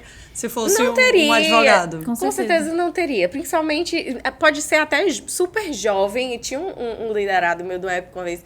Super jovem, super hiper jovem. Tipo, 23 anos. E, ou seja, recém-formado. Mas ele tinha muito mais pompa do que eu, porque tinha o quê? Barba, 1,90 m e tanto. Alô, João A Vitor. voz grossa. Saudade, João. Pessoa maravilhosa. Mas, enfim, é isso. E o mais louco que eu acho de tudo isso é que as pessoas querem que a gente se ponha, né? Senão, se você não se impuser, então a culpa foi sua por isso. Mas a partir do momento que eu tenho esse comportamento, eu já sou mal amada, sou chata, né? A megera, já se destemperou, né? Tem que tomar mais cuidado. Exatamente. Isso Aí é complexo, né? Se a gente realmente for for seguir esses comportamentos, a gente nunca vai agradar, realmente. É isso aí. Eu acho que, assim, eu Melhor dividi uma ser história, autêntica. mas eu queria, Debs, uma história sua agora. Nós podemos passar para os nossos causos jurídicos, para que você divida com a gente aí alguma história. Pode ser uma história engraçada, pode ser uma história de superação aí de imagem com o cliente, algum babado. Divide com a gente o babado. Pronto, perfeito. Já, aproveitando que a gente já está nesse assunto, é uma história que me marcou muito, porque foi bem no início do DX, e aí há uma diferença. Quando eu trabalhava e eu tinha chefes, ou depois quando eu tinha sócios, existe toda uma subordinação natural, né? Homens ou mulheres, assim, naturalmente você tem que prestar contas perante aquela pessoa, né? E você fica com medo de tomar determinadas atitudes, determinadas ações. Quando você tem o seu negócio, o máximo que você vai fazer, né, é o seu nome em jogo, e você pode perder o cliente se for numa questão com o cliente. E aí, o primeiro caso, assim, que eu falei pra vocês que é super difícil ter clientes que demonstrem uma falta de confiança, porque eles já chegam ali confiando. Mas aconteceu com um cliente de ele gritar comigo no telefone, porque ele queria que eu executasse uma determinada função que não estava no meu escopo, e realmente não estava, longe do meu escopo, realmente. E aí eu falei que não ia executar, mas eu falei de forma mansa, né? Normal. E aí ele gritou comigo perguntando, só me diga se você vai executar ou não. E aí eu gritei também, nesse dia meu namorado estava em casa e ele escutou isso, acho que ele nem entendeu, eu realmente gritei, eu não vou executar, não faz parte das minhas... do meu escopo de trabalho, enfim. E aí, naquele dia, eu realmente arrisquei perder o cliente. Mas eu não poderia perder o respeito. Realmente.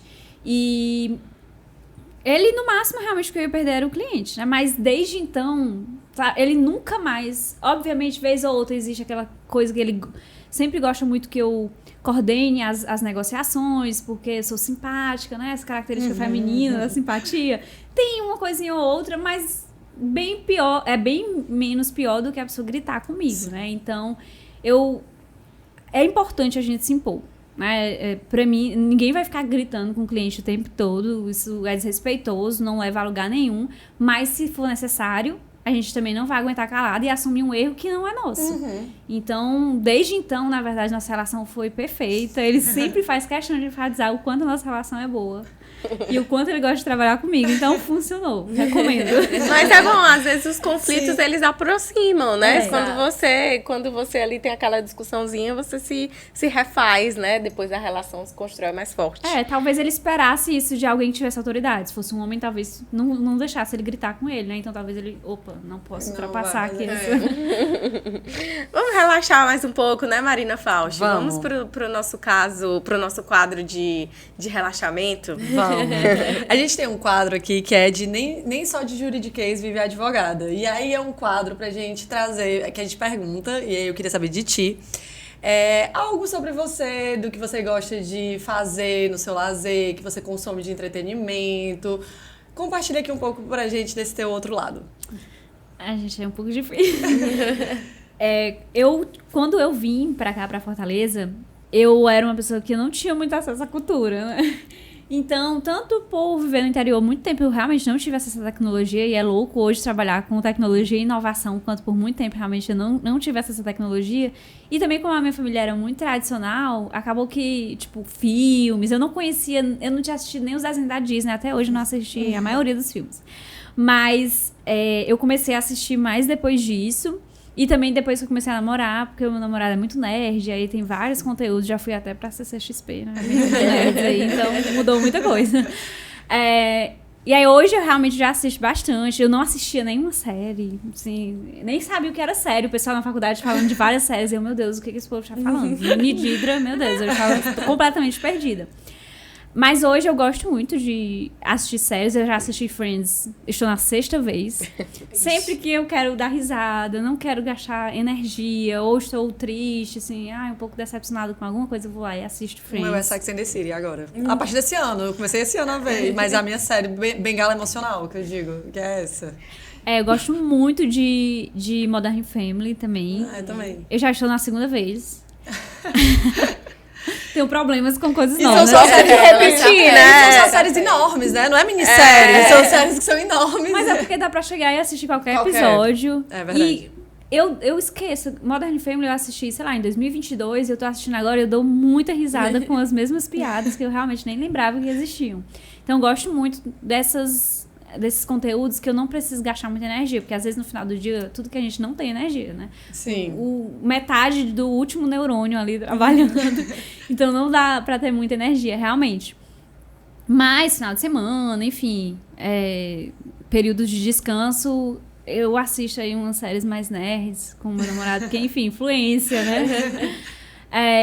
E leitura, eu considero, de certa forma, um prazer ler sobre vendas, empreendedorismo, porque não faz parte diretamente da minha realidade, embora eu precise muito para dialogar com os empreendedores, mas não é o direito, né? O direito é que eu considero que realmente ali é o formal, é o técnico da minha área. Então, eu gosto também, vez em quando, eu fico coletando dicas aí de livros legaisinhos para ler também, para conhecer como é que as pessoas estão falando sobre o empreendedorismo. E, ponto fraco, muito Twitter, muito Instagram.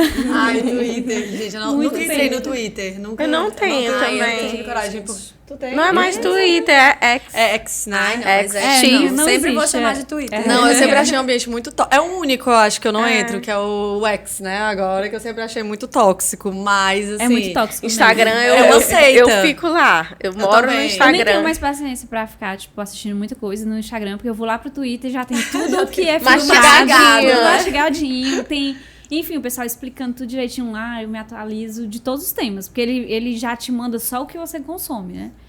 E aí, enfim, dedico muito tempo, pra não dizer perco muito tempo, com o Twitter, mas é aquele momento que o cérebro não está funcionando, você tem que ter alguns momentos ali. Eu acho, eu sou super a favor do O ócio. meu é o Instagram. O Nossa, meu às também. vezes quando eu vejo, passei ali um tempo razoável da minha vida no Instagram e faz parte, né? Eu também, mas aí sei várias coisas de atualidade. Memes, Kardashians, memes, né? A gente vai vendo, né? Twitter. Taylor. Só uma dica, no Twitter vem primeiro, viu? O meu Vem primeiro. Olha aí, amiga, a O gente Instagram tem sempre que... reproduz. Tá vendo a energia do Mas Twitter? será? Tu viu, né, a energia do Twitter? Eu acho que aí vai prejudicar a gente, Marina Eu acho que Fausto. só usando pra... A gente A gente já... pega só o que eles já descartaram. É verdade, mas é bom que A gente já tá vem rindo e eles filtrado. falam assim, tá em 2010. Isso é tão antigo. Não, legal. Agora eu quero passar pro quadro das seguidoras. Ainda bem, Debs, que você é acostumada a fazer muita mentoria, porque o pessoal pediu, foi dicas aqui, mentorias e como fazer tal coisa. Mas enfim, não vamos colocar você na posição difícil aqui, não. Mas tem uma pergunta que casa muito com o que a gente vinha falando, que é assim: como se impor sem precisar perder a feminilidade e ter o respeito dos homens, né, dos clientes e do mercado, sem precisar abdicar da sua essência feminina. Para quem tá só escutando no Spotify, a Debs é uma menina, mas é uma grande mulher por dentro, mas quando você olha no primeiro momento, ela pode parecer uma menina, né? E aí, Debs, como você faz para driblar isso? Quando eu falo, assim, em palestras, em mentorias, de certa forma eu tenho uma nova voz, eu nem consigo perceber, mas eu tenho uma voz que no dia a dia eu vou falar de forma bem mais meiga.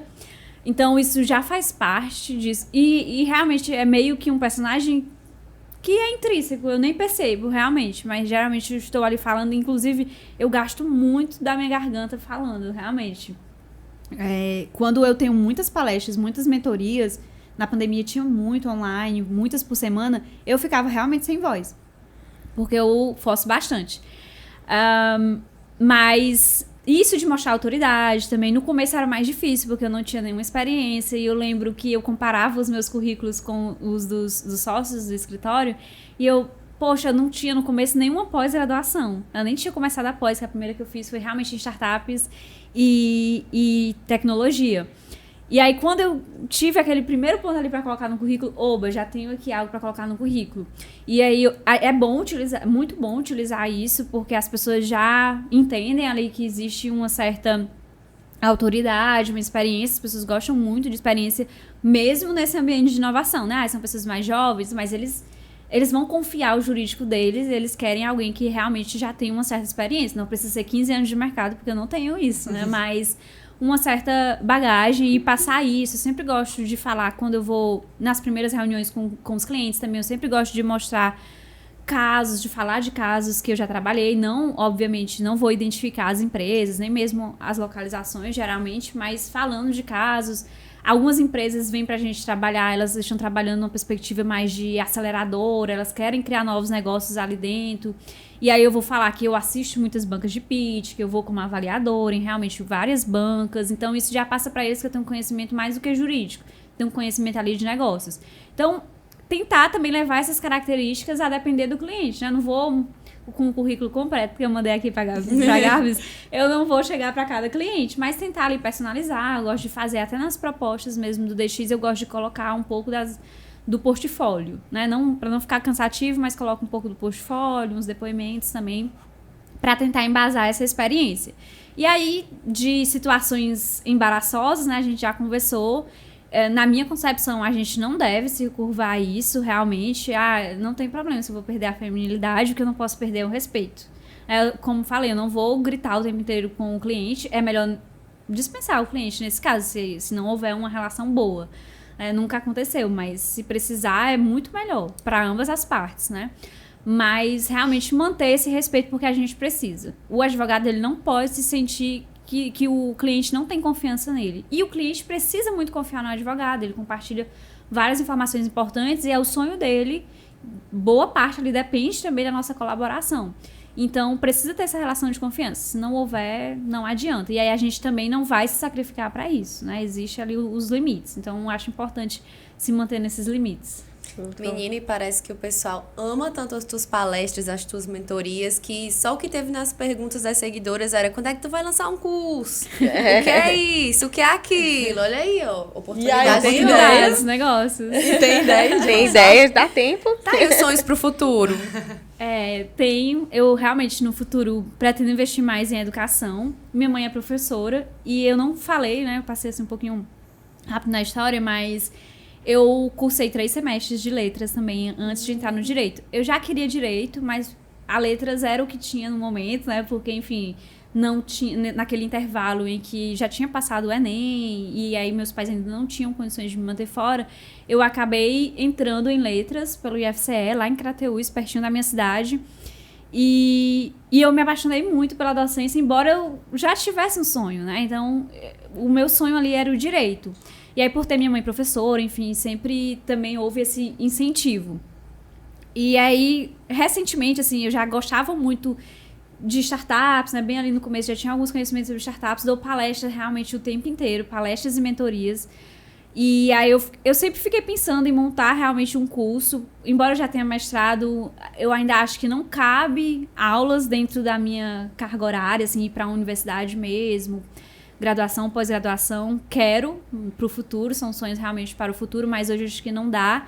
Porém, fiquei enrolando durante todo o mestrado para criar um curso. Inicialmente eu pensava em criar um curso mais com questões contratuais para startups, porque é uma curiosidade, realmente é um mundo muito diferente. E eu acho que muitas pessoas iam querer compreender, mas o próximo, realmente o primeiro, na verdade, vai ser propriedade intelectual. E aí, a primeira vez que eu estou comentando com isso, inclusive de forma pública. Atenção, furo do pod! Desculpe. Então, vai ser sobre registro de marca, que é um dos serviços que a gente que são os carros-chefes do DX. A gente trabalha, inclusive, eu abri um spin-off, a Amuleto, para trabalhar com propriedade intelectual e o foco é registro de marca. E a ideia é levar esse conteúdo para estudantes de direito, para advogados ou contadores, designers que trabalham nessa área do cliente ali no início da empresa, que é quando ele precisa ser registro de marca, e aí para trabalhar realmente como procurador. É uma das áreas, é um dos serviços que a gente mais vende dentro do escritório, e ele também é uma porta de entrada. Eu não diria assim para advogados que você precisa viver só de registro de marca. Eu não vivo só de registro de marca, não é a minha realidade. Eu trabalho muito contrato, assessoria, mas ele é um serviço que é uma excelente porta de entrada. Então, muitas vezes eu tenho assessorias porque eu cheguei ali no registro de marca, que era uma dor latente do cliente, e aí ele conheceu o meu trabalho e a gente caminhou para uma assessoria fixa, mensal. Então é um serviço que eu gosto muito, além de ser muito bom para a gente do direito, também para essas outras áreas. No contador, ele sempre trabalha na abertura de empresas, o design é quem cria a marca, e muitas vezes já cria a marca que não está disponível. Então é um conhecimento que ele já tem ali o cliente, mas ele só não tem o conhecimento. Então surgiu aí essa ideia de criar um conteúdo para isso, para formar procuradores, né? Pessoas que vão trabalhar com isso. O empreendedor vai poder acessar também, mas é mais recomendado para realmente procuradores, assim, pessoas que queiram trabalhar, fazer do registro de marca um serviço mesmo. E é um conhecimento bem nichado, né? Você não vê muita gente que sabe fazer. Eu não saberia agora registrar uma marca. Também não. Também não. Então vai ser muito bacana. Aí vocês viram aqui primeiro. Vai ter curso da doutora Débora Ximenes sobre registro de marcas. Vou assistir? Vou assistir, né, amiga? Não Vou assistir. pode perder. Não podemos perder. E assim, por último aqui das perguntas das seguidoras, nós queremos dicas, pontos, experiências, o que você faz para captar clientes. Esse é um desafio, já fui pegando aqui umas coisinhas de que vai muito para eventos, mentorias, se expõe, né? Se coloca no ecossistema que você procura. Mas quais são as dicas assim que você resumiria para captar clientes? Perfeito. Primeiro, não podemos fugir do bom e velho conteúdo, né? Produção de conteúdo nas redes sociais. Registro de marca, inclusive, eu tive vários clientes que foram indicados por pessoas do direito. Colegas do direito que me viam produzindo conteúdo, não era o cliente. Mas ela viu, o meu chefe está precisando, ou a minha prima, a minha tia está precisando, e indica porque já veio produzindo conteúdo. Isso realmente é muito certo. Todas as pessoas que eu já vi produzindo conteúdo, na hora eu curti ali, às vezes nem li o conteúdo, desculpa, às vezes acontece. Nem li, mas ficou aquela informação daquela área de conhecimento. E aí depois, quando vem a necessidade, é a primeira pessoa que eu lembro. Então isso funciona realmente. E o mais interessante é que eu já produzo conteúdo sobre registro de marca há muito tempo. Há muito tempo mesmo. Há uns 3, 4 anos aí eu posto sobre registro de marca no Instagram. Ultimamente mais. Mas até hoje tem gente nova do direito que eu conheço desde esse tempo que cai, entre aspas, nesse conteúdo agora. E me indica alguém. Então ainda existe a todo momento. Às vezes eu penso, não vou mais falar, as pessoas já estão cansadas, né? Eu uso muitas vezes o Instagram pessoal, que não é mais pessoal, já é profissional, para falar sobre isso. Mas pode ser que a pessoa não estava ligada naquele tempo, ela não tinha escutado ainda falar sobre isso, agora ela acabou de escutar a necessidade e viu o seu conteúdo. Então é sempre importante falar sobre o que você faz nas redes sociais. Isso gera realmente muita autoridade. E participar de eventos, com certeza.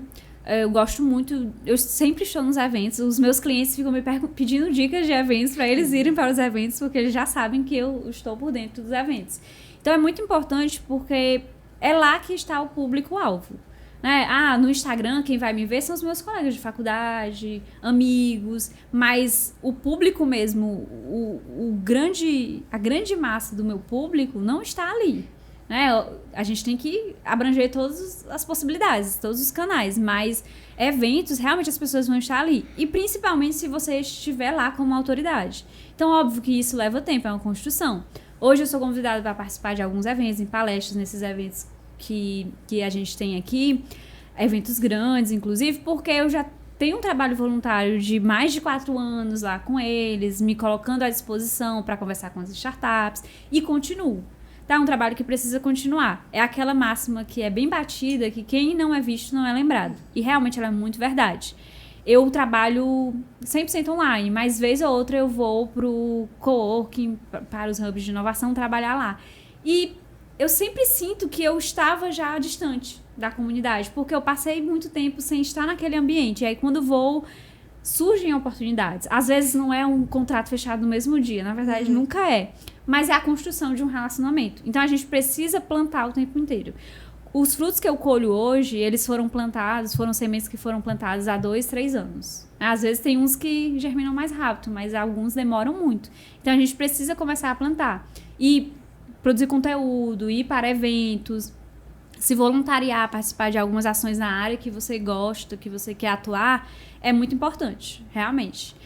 Existem outras estratégias, as pessoas trabalham, por exemplo, hoje com tráfego pago, que é muito complexo, exige um investimento muito grande, é bom para lançamento, por exemplo, estou estudando para o lançamento, mas é um investimento alto que demora um pouquinho a dar resultado. Então, a gente já pode começar com outros investimentos que são mais baixos, né? Esse investimento de produzir conteúdo, a gente não está pagando nada.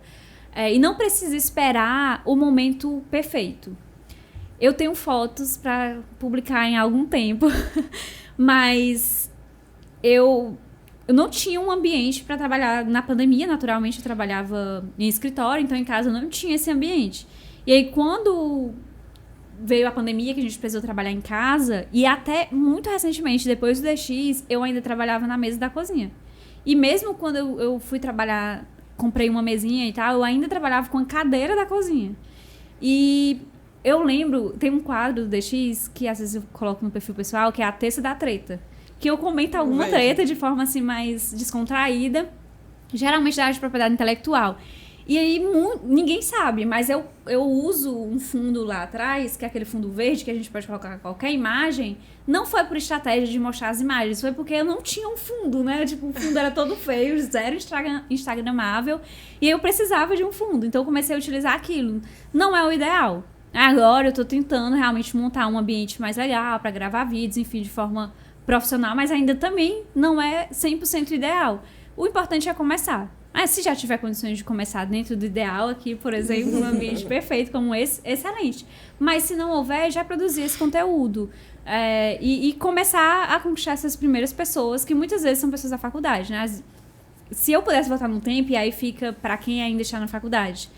Eu lembro que na faculdade eu e os meus colegas, a gente tinha muito raciocínio de que aquelas pessoas ali eram nossos concorrentes. E a verdade é que todo mundo ali é parceiro. No futuro, principalmente. Tá? Então, seria melhor... O único arrependimento que eu tenho na faculdade, na verdade, se eu pudesse voltar, eu investiria mais em relacionamentos. E eu me considero que fui uma pessoa bem relacionada. Mas eu investiria muito mais. Porque isso é bom pra vida, pra qualquer coisa. Não é só o dinheiro. Porque eu quero mais clientes. Não, é bom pra vida, abre portas. Você também pode ajudar outras pessoas. Às vezes... É o mínimo e para a pessoa faz muita diferença. Então, relacionamento é muito importante. No trabalho, para quem está na faculdade, eu ainda acho mais importante porque é mais extenso, né? O rol. Então, ali na faculdade, tem pessoas... Nós somos advogadas e, mesmo assim, não somos diretamente concorrentes. E mesmo que fosse, ainda haveria espaço para parcerias. E da faculdade, meu Deus, assim, tanta gente que nem vai atuar na área do direito, tem outras pessoas que vão para concurso, e tem várias áreas diferentes que a gente não vai dominar todas, mesmo que a gente trabalhe em alguma área do direito, existem outros espaços. Então, você sendo um profissional bom, desde a faculdade também, e honrando essas relações, já é um bom começo. Muito bom. Surgiu até uma dúvida que tu estava falando justamente das amizades, eu concordo 100%, para mim, assim... boas pessoas, um bom ciclo de amigos é o que te leva pra tudo, assim, tanto na questão pessoal quanto na questão profissional também, que abre portas, abre mente, tudo isso. Mas aí é uma dúvida mesmo, assim, dos teus amigos da faculdade hoje, a grande maioria tá no setor privado ou no setor público? Mas estudando para concurso. Concurso, né? Tem gente na academia, né, no mestrado, tem alguns advogando sozinhos também, mas a maioria está estudando para concurso. Aí já tem gente que já está fazendo uma transição de carreira, mudou, né? Não vou mais para concurso, vou tentar advogar. Então, mas eu diria que a maioria ainda está mais para a área pública, tá? Ainda na trajetória, né? Que é um ponto bom de a gente conversar, porque eu falei para vocês no começo que eu admiro todas as carreiras jurídicas, realmente são incríveis, há várias formas diferentes de você contribuir realmente com a sociedade. Acho que a gente é muito privilegiado na área do direito, embora na faculdade a gente veja muita gente desanimada. Eu ficava muito triste porque a faculdade era o meu maior sonho realizado. Sei lá, eu demorei muito tempo para cair na real, que eu realmente estava na faculdade de Direito da UFC. E com o tempo eu fui ficando muito triste porque as pessoas odiavam estar ali. Elas contavam os dias pra sair. É natural no 9º semestre? Tudo bem, mas no 5º semestre eu ficava muito triste com isso. E o direito é excelente. Mesmo que você vá pra outra área, esse curso vai mudar a sua cabeça. Então, é super importante. E aí a gente sempre pensa, né? Muitas pessoas pensam que a advocacia é uma profissão menor dessas profissões. Concurso, vou ganhar muito dinheiro, vou ter estabilidade, se eu passar no concurso, pronto, já deu tudo certo. Mas tem gente que passa realmente muito rápido. E ótimo, adoraria que todos os meus amigos passassem muito rápido. Eu admiro muito quem se dedica a estudar para concurso, porque eles abrem mão de muitas vivências, experiências que a gente tem ali já trabalhando como advogado, eles não podem porque estão renunciando. Principalmente quem não tem uma família tão rica, né? Porque precisa de dinheiro para passagens e para cursos, enfim, são muitos custos, né? Para viver. Assim, sem ter a renda. E aí todo mundo já tá ali, os seus amigos já estão com renda e você não. Então é muito difícil. Mas, sei lá, tem muita gente que leva 4, 5 anos para passar no concurso. É o tempo também da gente se estabilizar na advocacia. Então é o tempo que você vai conquistar o mercado. Eu não conheci ninguém em Fortaleza. Eu não tinha parentes na advocacia, não tem ninguém da advocacia. Então, eu sou a prova de que a gente consegue construir uma clientela. Agora, leva tempo, obviamente. Eu não comecei com vários clientes, eu não comecei ganhando o que eu ganho hoje, nem com a expectativa de ganhar o que eu pretendo no futuro, seguindo uma trajetória de crescimento. Leva tempo, mas para concurso também leva tempo. Né? Todas as carreiras levam tempo. A menos que seja medicina, né? Aí é outro papo. Vai levar uma construção. A gente precisa ter paciência e quem está estudando para concurso também. Sim. E a nossa profissão é linda. A gente pode contribuir nas diversas áreas, com a justiça, com informação, mudando a vida de um empreendedor, participando do sonho dele. Então, eu vejo muito impacto em todas as áreas da advocacia. Eu realmente sou apaixonada pela advocacia. E defendo a bandeira da advocacia. Eu super me identifico. Acho que é porque a gente nasceu no mesmo dia, né? Mentira! Não acredito. Não sabia. De 95. Meu Deus, todos revolucionários ao mesmo tempo, né? E a gente até conversa, né, nos stories, assim, que a gente se identifica em alguma coisa. Porque a gente nasceu no mesmo dia. Tem isso. Olha, eu tô aqui. Muito ruim. Tudo bem, mas eu sou única no meu dia aqui no podcast. Debs, tá chegando ao fim já, mas eu sinto que eu nem te explorei do tanto que eu queria. Tem trocentas perguntas que eu ainda queria fazer. Mas não tem problema, a gente tem espaço depois para uma parte 2, quem sabe no futuro. Mas falando de futuro, queria te fazer uma das últimas perguntas que a gente costuma fazer. Quais são seus sonhos pro futuro?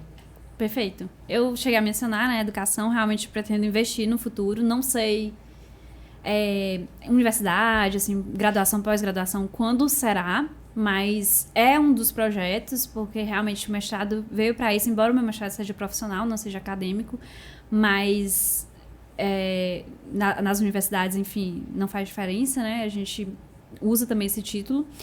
E eu já levo muito conteúdo, muitas palestras. Sempre tive vontade. Quando eu pensava em concurso, eu pensava em fazer um cursinho. Quando eu fosse concursada, ter um cursinho de concursos. Aí fui para Paulo Freire, que era um cursinho pré-vestibular.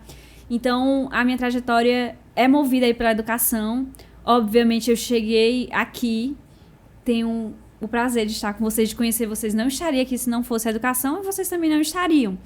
Mas foi ela que me motivou e por também minha mãe ser professora, ela sempre me incentivou. Então, isso faz parte do meu passado, faz parte do meu presente e eu quero muito que faça parte do futuro. Mas o meu plano A é o DX, né? Advogar, o DX, fazer o DX crescer realmente. Então, eu quero muito, e eu sei que eu não vou conseguir crescer sozinha. Então, eu quero muito pensar em sócios. Ainda não pensei porque é recente e eu queria muito entender o que eu queria também para o DX e maturar essa possibilidade. Mas eu entendo que existe um limite para o meu crescimento. Mesmo que eu tenha advogados, eu como sócia única e ter vários advogados não é a mesma coisa de você ter vários sócios. Então, o potencial de crescimento é muito maior. Óbvio que os recebidos vão ser divididos, mas vão ser várias mãos e várias mãos super capacitadas. Então, eu vejo isso como um futuro, realmente. Eu não me vejo crescendo muito no DX sozinha, como sócia, porque existe um limite. E na sociedade você traz pessoas que realmente têm conhecimentos complementares e que são muito boas no que fazem, né? Que você admira, que são realmente muito boas. Então, é para dar muito certo, né? Obviamente tem as exceções. Eu trabalho com vários clientes e um dos tópicos que a gente mais discute é saída de sócios. Mas é um risco também que a gente precisa correr, né? Para a gente ter bons resultados, a gente precisa correr também altos riscos. Então, acho que isso é um projeto para o futuro. E a educação, né? Os cursos estão vindo aí. Espero poder trabalhar, não na universidade ainda, mas nos cursos, com certeza. Me exigiram muito, enrolei bastante, mas vem aí. Ai, vai dar muito Vem certo. aí. Você ouviu aqui primeiro, não pode protagonizar. Debs, e o que hoje você diria pra Débora que estava entrando na faculdade de Direito da UFC? Nossa, como as coisas mudam. Eu com certeza diria para manter a essência, né, de sonhar mesmo. Eu sei que hoje às vezes é meio cansativo. Você fala, sonhar, não sei o que, é realmente meio cansativo. Mas pra gente que é mulher, a gente que enfrentou dificuldades socioeconômicas, enfim, e existem várias outras minorias que eu não faço parte, que com certeza não conheço as dificuldades, mas que existem. A gente precisa sonhar, é o que a gente tem para se apegar, né? E sonhar e construir também. Então, o que eu diria era se abrir as possibilidades, que realmente foi o que eu fiz, mas meio que não era muito planejado, né? Eu cheguei com uma mente um pouco fechada, porque até que a Faculdade de Letras ainda me abriu um pouco, eu cheguei no Direito já um pouco mais de mente aberta, mas ainda cheguei de mente fechada. E aí, com o tempo, as pessoas com que eu convivi, as experiências que eu tive foi que foram me abrindo mentes nos diferentes ramos, assim, da minha vida.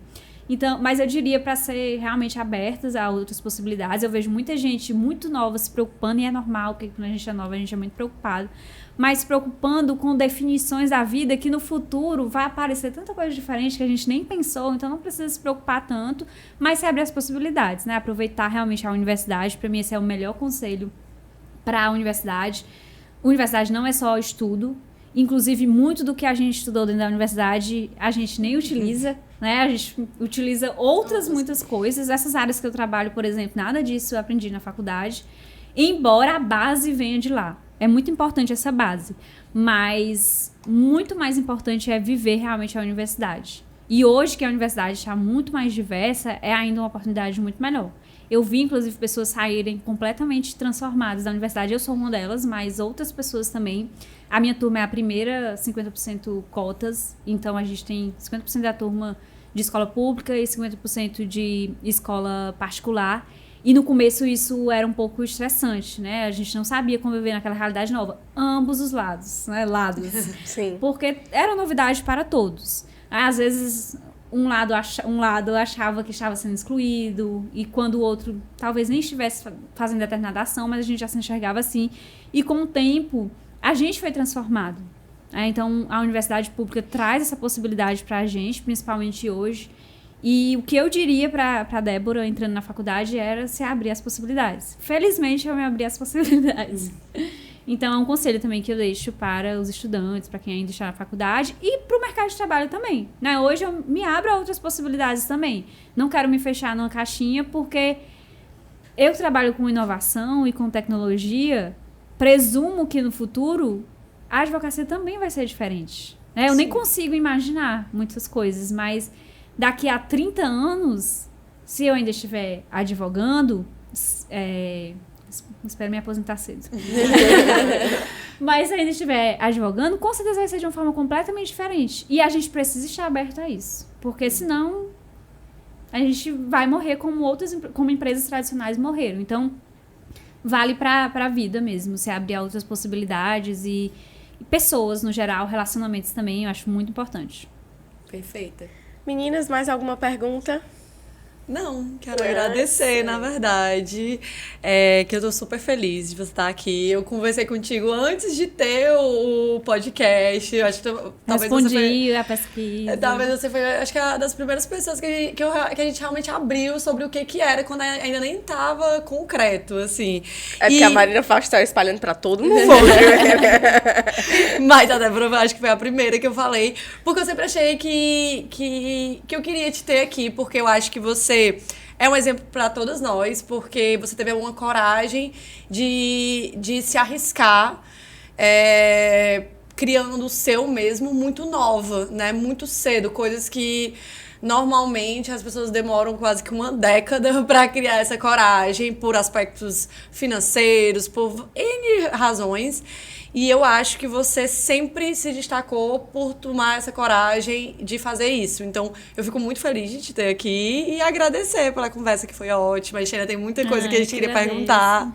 Mas fica aí pro próximo. A gente continua em outro momento. Eu também queria te agradecer, Débora, por ter aceitado esse convite. Eu já te adorava na faculdade, nos nossos encontros lá pelos corredores, nos projetos de pesquisa.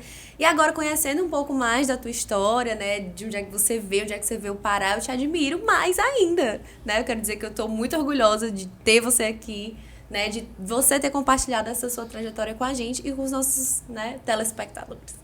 Muito bom, meninas. Debs, obrigada. Palavras não descrevem a felicidade, o privilégio e o orgulho que a gente sente de ter você aqui. Então, obrigada, muito sucesso, desejamos muito sucesso. Lembrando que o curso, ela anunciou primeiro aqui. Então, quando ela tiver com milhões de seguidores, ela vai ter patrocinar com um monte de desconto. Esse corte eu quero lá, ó. Mas, Debs, obrigada demais. Foi maravilhoso, foi ótimo, foi incrível. E, enfim, sucesso na sua trajetória, na sua carreira, mas ainda se abra mais possibilidades ainda, porque você vai conquistar o mundo. Obrigada. Perfeito, eu que agradeço. Fiquei muito feliz com o convite. Uma amiga minha já tinha até me mandado print que ela tinha lá indicado e vocês tinham respondido, já estava nos nossos planos. Eu fiquei super ansiosa também para participar. Quando vocês falaram comigo, fiquei muito animada. E desde o começo falei que eu adorei a marca de vocês, a comunicação é incrível. Eu sou apaixonada por marcas marcantes, né, que realmente criam essa conexão. E além da causa ser linda, né, da gente discutir mesmo empreendedorismo feminino dentro do direito, tudo é muito perfeito. O convite que vocês mandaram, tudo nos mínimos detalhes. Eu realmente sou muito apaixonada por marcas que tem essa construção e vocês começaram muito bem, já está tudo muito lindo, tudo perfeito aqui. Parabéns, eu também admiro muito vocês desde a faculdade. Cada uma de vocês eu tive a oportunidade de ter contato em momentos diferentes e vocês são mais velhos do que eu na faculdade, então a gente sempre olha para os mais velhos, então vocês com certeza de alguma forma me impactaram e hoje me impactam também ainda nos seus respectivos trabalhos, nessas respectivas atividades. Então, é um prazer estar com vocês. Espero que a gente tenha mais oportunidades. Com certeza. É tudo isso, gente. Obrigada por mais um episódio do Pode Protagonizar. Lembrando que a gente está em várias redes sociais, todos os links estão aqui embaixo. A gente conta com a curtida de vocês, com o engajamento, que é muito importante para o nosso canal. E até a próxima. Tchau.